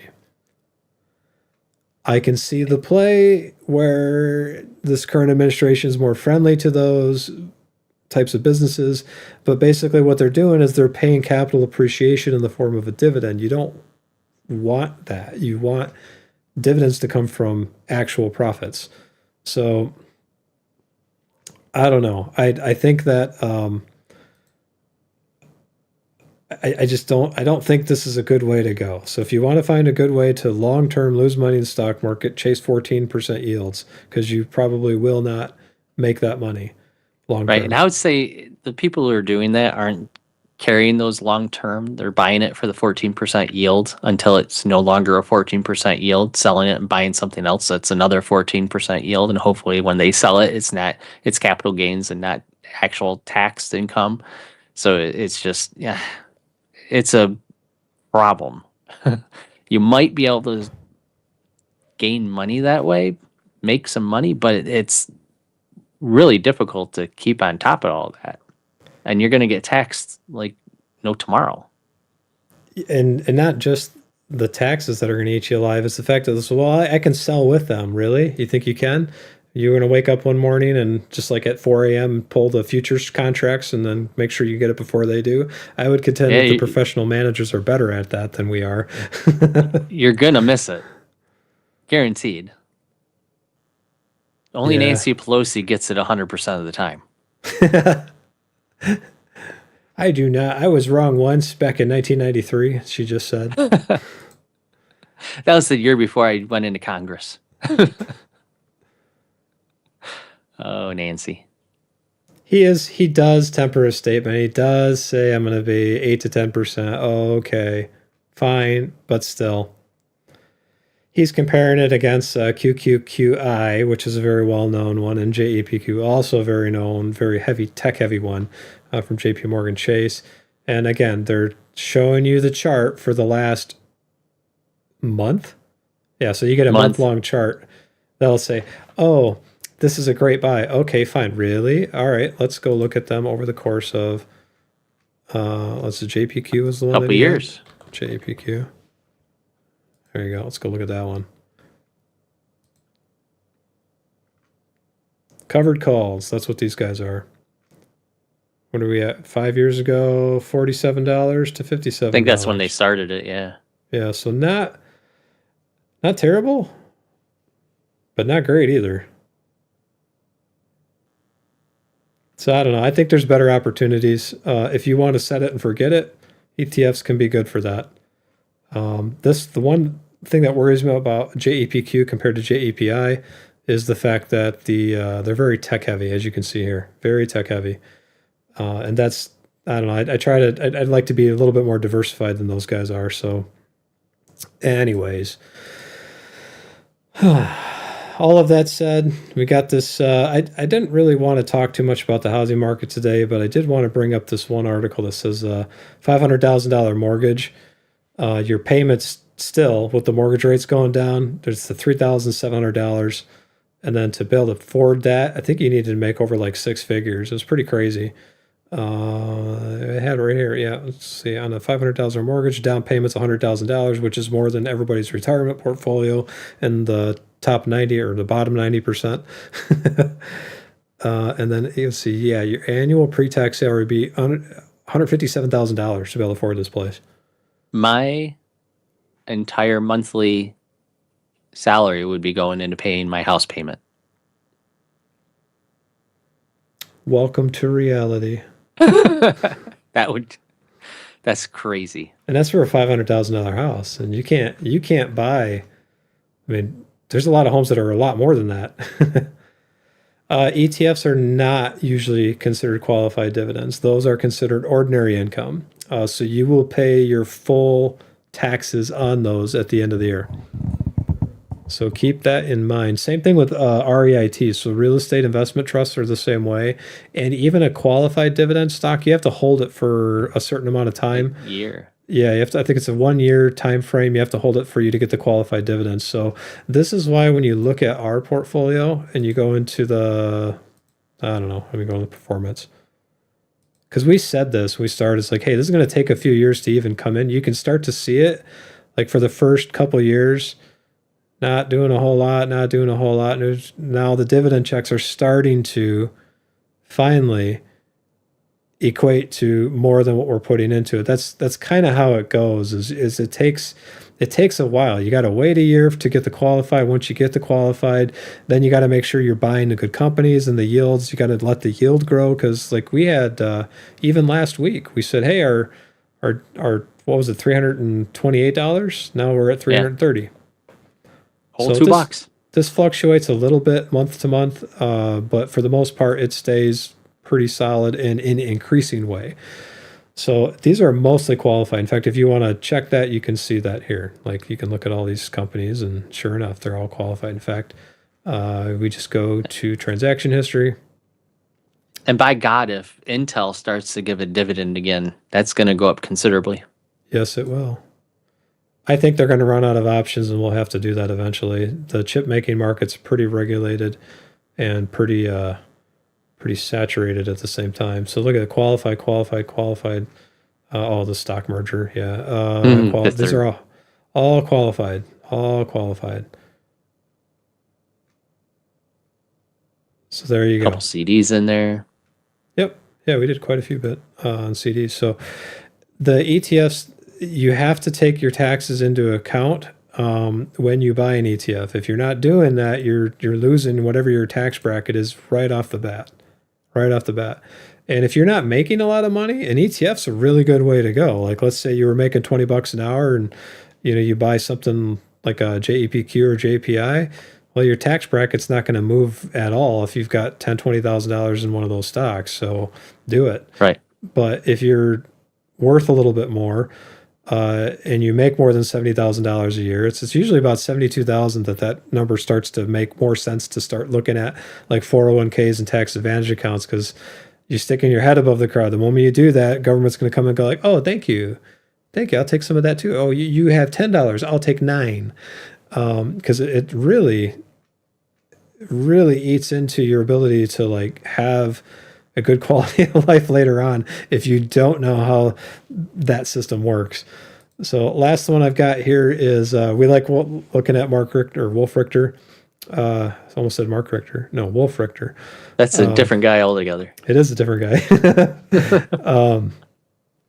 We've been following the housing market too. And this is what am I looking for? In our area, we have a housing, like it's a bubble in a seller's way. Like it's still a seller's market in this area. For whatever reason, there was a 20-acre lot that came up for $1 million, and I thought, no way, nobody's going to buy that. 20-acre lots 5 years ago was $250,000-$300,000 in this area. It sold in less than a day. I remember getting called from Aaron on that. I was like, are you kidding me? And it's not even a good lot. Like there's a dilapidated house on it. It's in a corner where you're going to see cars accelerating and hitting the brakes.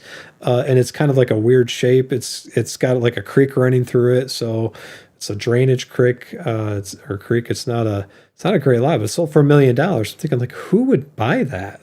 But somebody did. So it's not like that elsewhere in the country. There are just tons of homes that are being finished, tons of homes going out on the market, and they're all for sale, and nobody's buying them. So you have a problem. I don't know why it's not hitting Michigan, but you do have it is hitting the east side of the state, but like Texas, Florida, it's just really bad. And you can see that right here. So this chart. Well, you have to consider that where we live also is still growing. So it's a booming area. It's not. It's. I don't know. I don't know why people are moving here, but it's a good place to live, evidently. It's the wooden shoes. Shoes. They like dancing in wooden shoes. No, it's because when they kick each other in the groin, it makes a beautiful noise from the other person for a long time. So the Scottish people wear kilts. Extraordinarily high. They are here. What are you talking about? Well, not where I live. Yeah, well, bring that here because I pay too many taxes. But just move here. You guys should be teaching a class. No, we don't have water. We don't have the toilet water area for speedboats to drive over. It's great. Whatever, dude. You're into some weird stuff, man. Apparently, a lot of people are because this area is booming, man. They all like her. It's all going to be that toilet water. We like it.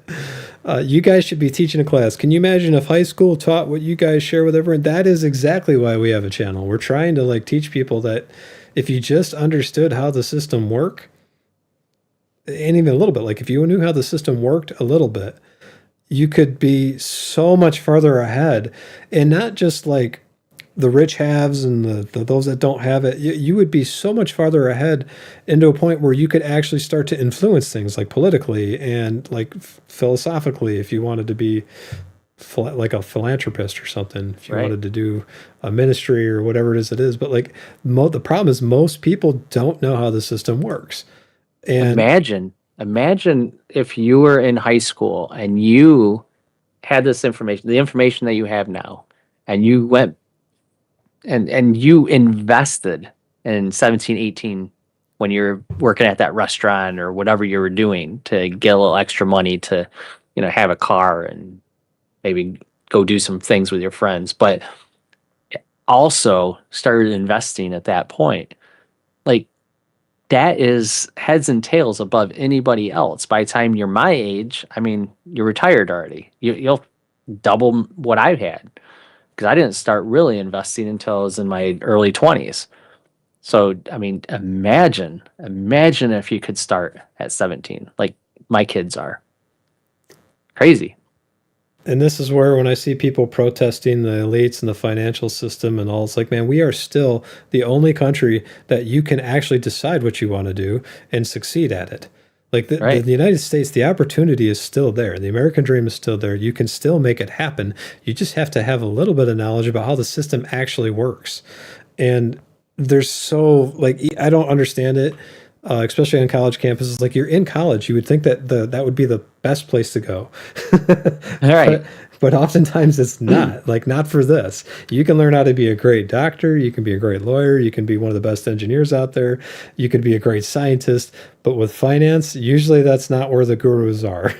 It's corporate finance. It's not personal finance. And Right. they do have classes on personal finance, but it's like a half a semester or a couple chapters in the finance book. It's not it's done not by really how to do it. the dry eyes commercial guy too. This Yeah. is a 401k. You should put money into it. Thank you. And you know what, Matt? Tom and I actually, when we started this channel, thought about that. It's like, maybe we get to a point where we go to high schools and colleges and go on campuses and talk about this stuff. Like, this is how you invest your money. This is what you should be investing your money in. This is how you read a income statement type thing, This just is how you simple, read your easy own things. income statement. Yeah. See the red numbers? That's bad. Oh man. Alex P. Keaton's going back to the Family Ties days. So But I yeah, got I mean, we could grow an army of our disciples. Dave Ramsey people maybe. I don't know. He turned into a like I get why. It's very sensational on his channel. People call him for financial advice and it's kind of like the what's that guy? He's on YouTube too. There's another guy that does it. He just like attacks people, says they're stupid with finances. Oh, yeah. I can't think of his name for some reason, but we've had him like we've showed videos of him before, but it's not like the advice part. The advice is good, but like it turned into the sensationalist thing. Like Robert Kiyosaki had the same problem, but like I don't know. I want people to know this because if we had more people that know this stuff, A, our country would be better off. B, people would be better off, and then like C, the actual middle class might appear again. Like we might actually have people that are doing well enough to make a difference instead of feeling like they're going payment to payment every month. But that's a whole different soapbox. The point I want to bring in this article I've got up on the screen for everybody is there's this multifamily residential construction starts. And if you look at the housing market, Caleb Hammer. Caleb Hammer, yeah, that's it. Yeah. Yeah, that's it. That's the guy. So back to this, the residential construction starts. Look at 2007. So you go all the way from 1993 to 2007. It's pretty flat. Okay. 2009, 2011. It is really bad. Like nobody's building. And if you lived through that, look at where it is today. You had 2021 where all these are starts. So this is construction that's 22. starting. And then you look at where it is even now, 2025. It is over 400 million starts, or 400,000. Sorry, 400,000 starts. That is still greater than it was in 2007. So we now have a record number of people selling homes, and inventory is building up. And compared to what it was in 2007, a record number compared to 2007 of starts happening. Now, granted, you could look at 1971. Yes, the boomers were having kids. So obviously you're going to get a lot then. That was definitely a boom. You can see the boom. There it is. Boomer. That's why they call them boomers. Hey, how about that? But the point I'm getting at is there is definitely a real estate problem that is still continuing. Rates are going down. That's helping a little bit with like people refinancing and pricing, but we're not there yet. Is it going to crash like 2008? I don't see any indication that it's going to do that. Somebody asked me that. It's like, do you think it's going to do that? Demographically, I don't think so. Something that might make it crash is if like the ICE stuff that's going on, they actually get everybody out right away. That would cause the population to problem pretty quick. So as far as real estate goes, there you go. But However, that might open up housing for the Gen Z people or the late millennials who are trying to get a house and can't. Caleb Hammer's like 1 part Dave Ramsey and 2 parts Don Rickles. Yes, he is. I like That's that. a pretty good analogy right there. Comparison. So I guess the point I'm making here is I think that like when you look at the net worth numbers we talked about earlier, a lot of people's net worth is built in their house. So again, when you're comparing yourself to the net worth of other people, be cognizant of where everybody is actually at, and that most of the net worth numbers, especially for the boomer generation, is going to be going down. Like Brian said, maybe these homes will become more affordable for Gen Z and millennials. That's great for the younger generations. It's not great for boomers, and boomers hold a lot of net worth. They hold a lot of the net worth, most of the net worth, actually. That number is going to be changing just by sheer demographics alone. If you need what was it? I don't know if I have that. I don't have that up anymore, but that article we talked about where you needed to make $157,000 just to pay for a $500,000 home. The cold reality is that boomers are aging in their houses. So if you want to start like a medical company that does long-term care in their own homes, that's a perfect time. Good time to do that. But the house that they're in is only going to be worth what people can afford to pay it for. And as boomers get older, there's going to be less and less people with that kind of money in their bank account to be able to buy these homes. Oh, Tom, people are moving to the United States. Yeah, I get that. There's a lot of influencing factors that could happen. But overall, demographically, starting at about 2030, you're going to start to see like this whoopee cushion start to go out, and you're going to start seeing some more opportunity. Are there things that could change that? Yes, Trump has said that he does not want to see that price go down, but he wants to make homes more affordable. That's kind of like a competing dueling banjo statement there. Like you can't. And he can't have also it both came out with ways. an executive order, though, that states that companies like BlackRock can't buy residential homes. I saw that. I think that's good. He hit the nail on the head. REITs are a thing, but also they are us inflating the prices. So when that goes down, you still have the neighbor next door who maybe lives in their house that is not an REIT. Their value goes down as well. So if you're one of the people that most of your net worth is in your house, keep this in mind. That over the next 5 years, if you want to take a home equity line of credit, there's going to be a lot of people that are underwater. Anybody who bought their house right around, I don't know, here, 2021, 2023, I'd say it's right about then, 2021 to 2023, you're in trouble. You just got to wait it out if you can. And that's what they're doing. A lot of boomers are just sitting in their house. And I don't, like, I'm not into this generational warfare thing. I think it's stupid. I think people all have different situations, and you can't put people into a giant bucket like that. And it's not fair to those people. But at the same time, the numbers are what are speaking for themselves. So you really got to be careful with what you think you need personally to live off of, what you compare yourself to. And if you don't feel like you're successful when you look at our account and you go, oh my God, that's too much money, I can't possibly do that. Go back 40 months, look at our portfolio on day one, month one, you will see we had hardly any money in the account. In fact, it started at zero. So we had nothing. I love that Tom is kind of a meme of himself, because he starts out saying, I don't want to talk a lot about housing in this one. Then I An go on hour to talk about later, housing. he's still talking about housing. I am not. I'm talking about finance.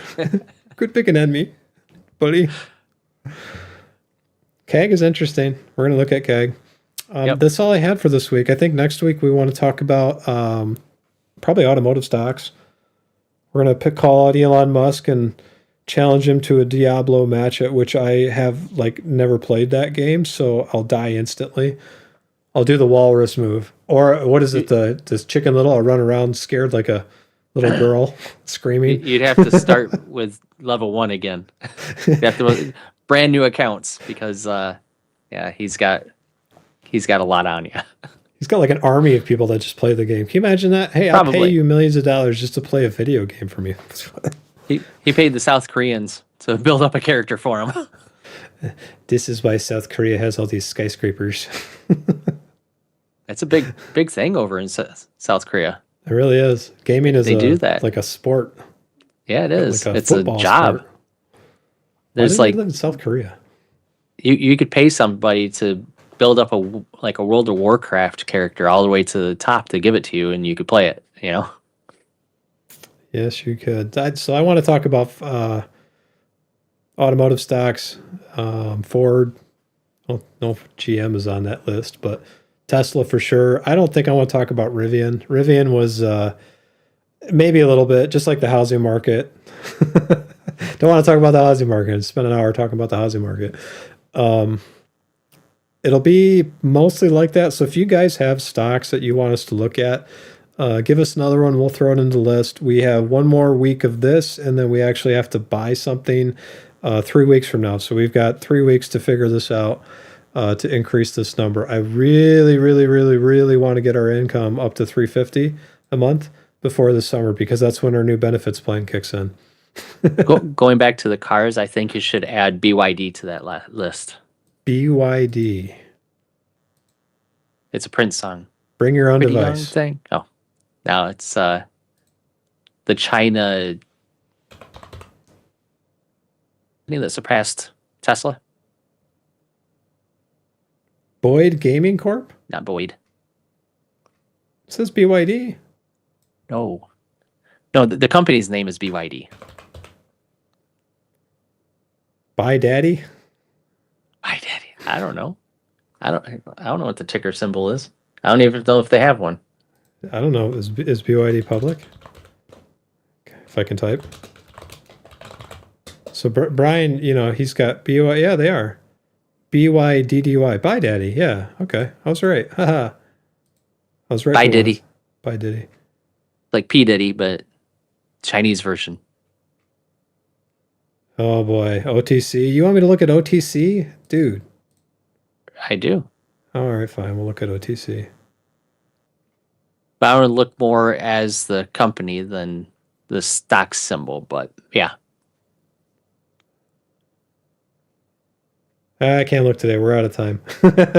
They're a competitor. We'll look next week. All right, I think that's what I got for today. Thank you everybody for watching. Brian, you got anything before I call it? Thriller. A pretty young thing. I guess that was Michael Jackson. Yeah. Except that was PYT. PYT stock? Okay, hang on. Yes, that was Michael Jackson's PYT. Oh, there's one. Of course there's one. You can just put symbols in there. You'll find all sorts of stocks. What are we going to do today? I don't know. Roll your face on the keyboard. It's a trust. Maybe I should do that. I should make it a moment where I roll the face on the keyboard and we just look at the stock that comes up. What company are we looking at today? AGGGGYF. Oh, okay. Agricultural Grand. That's a trust fund. That's one way to will money off to your kids without paying any taxes. Little pro tip there. Little trust fund. Anyways. At any rate, I'm good. I'm good. Unless we want to go conspiracies. Save those for next week. We like talk ultra conspiracies spicy forever. Brian conspiracies. Spicy. Yeah, yeah. All right, we'll do that next week. All right, that's it. Thanks for watching, everybody. We'll see you next week, and I'll have more dad jokes. I don't know what they are. It comes from the heart, deep down. You got to make them up on the spot. No, Matt, you're the greatest. Thanks, Matt. Appreciate it. Thank you, everybody else, for watching. See you guys next week. Happy investing.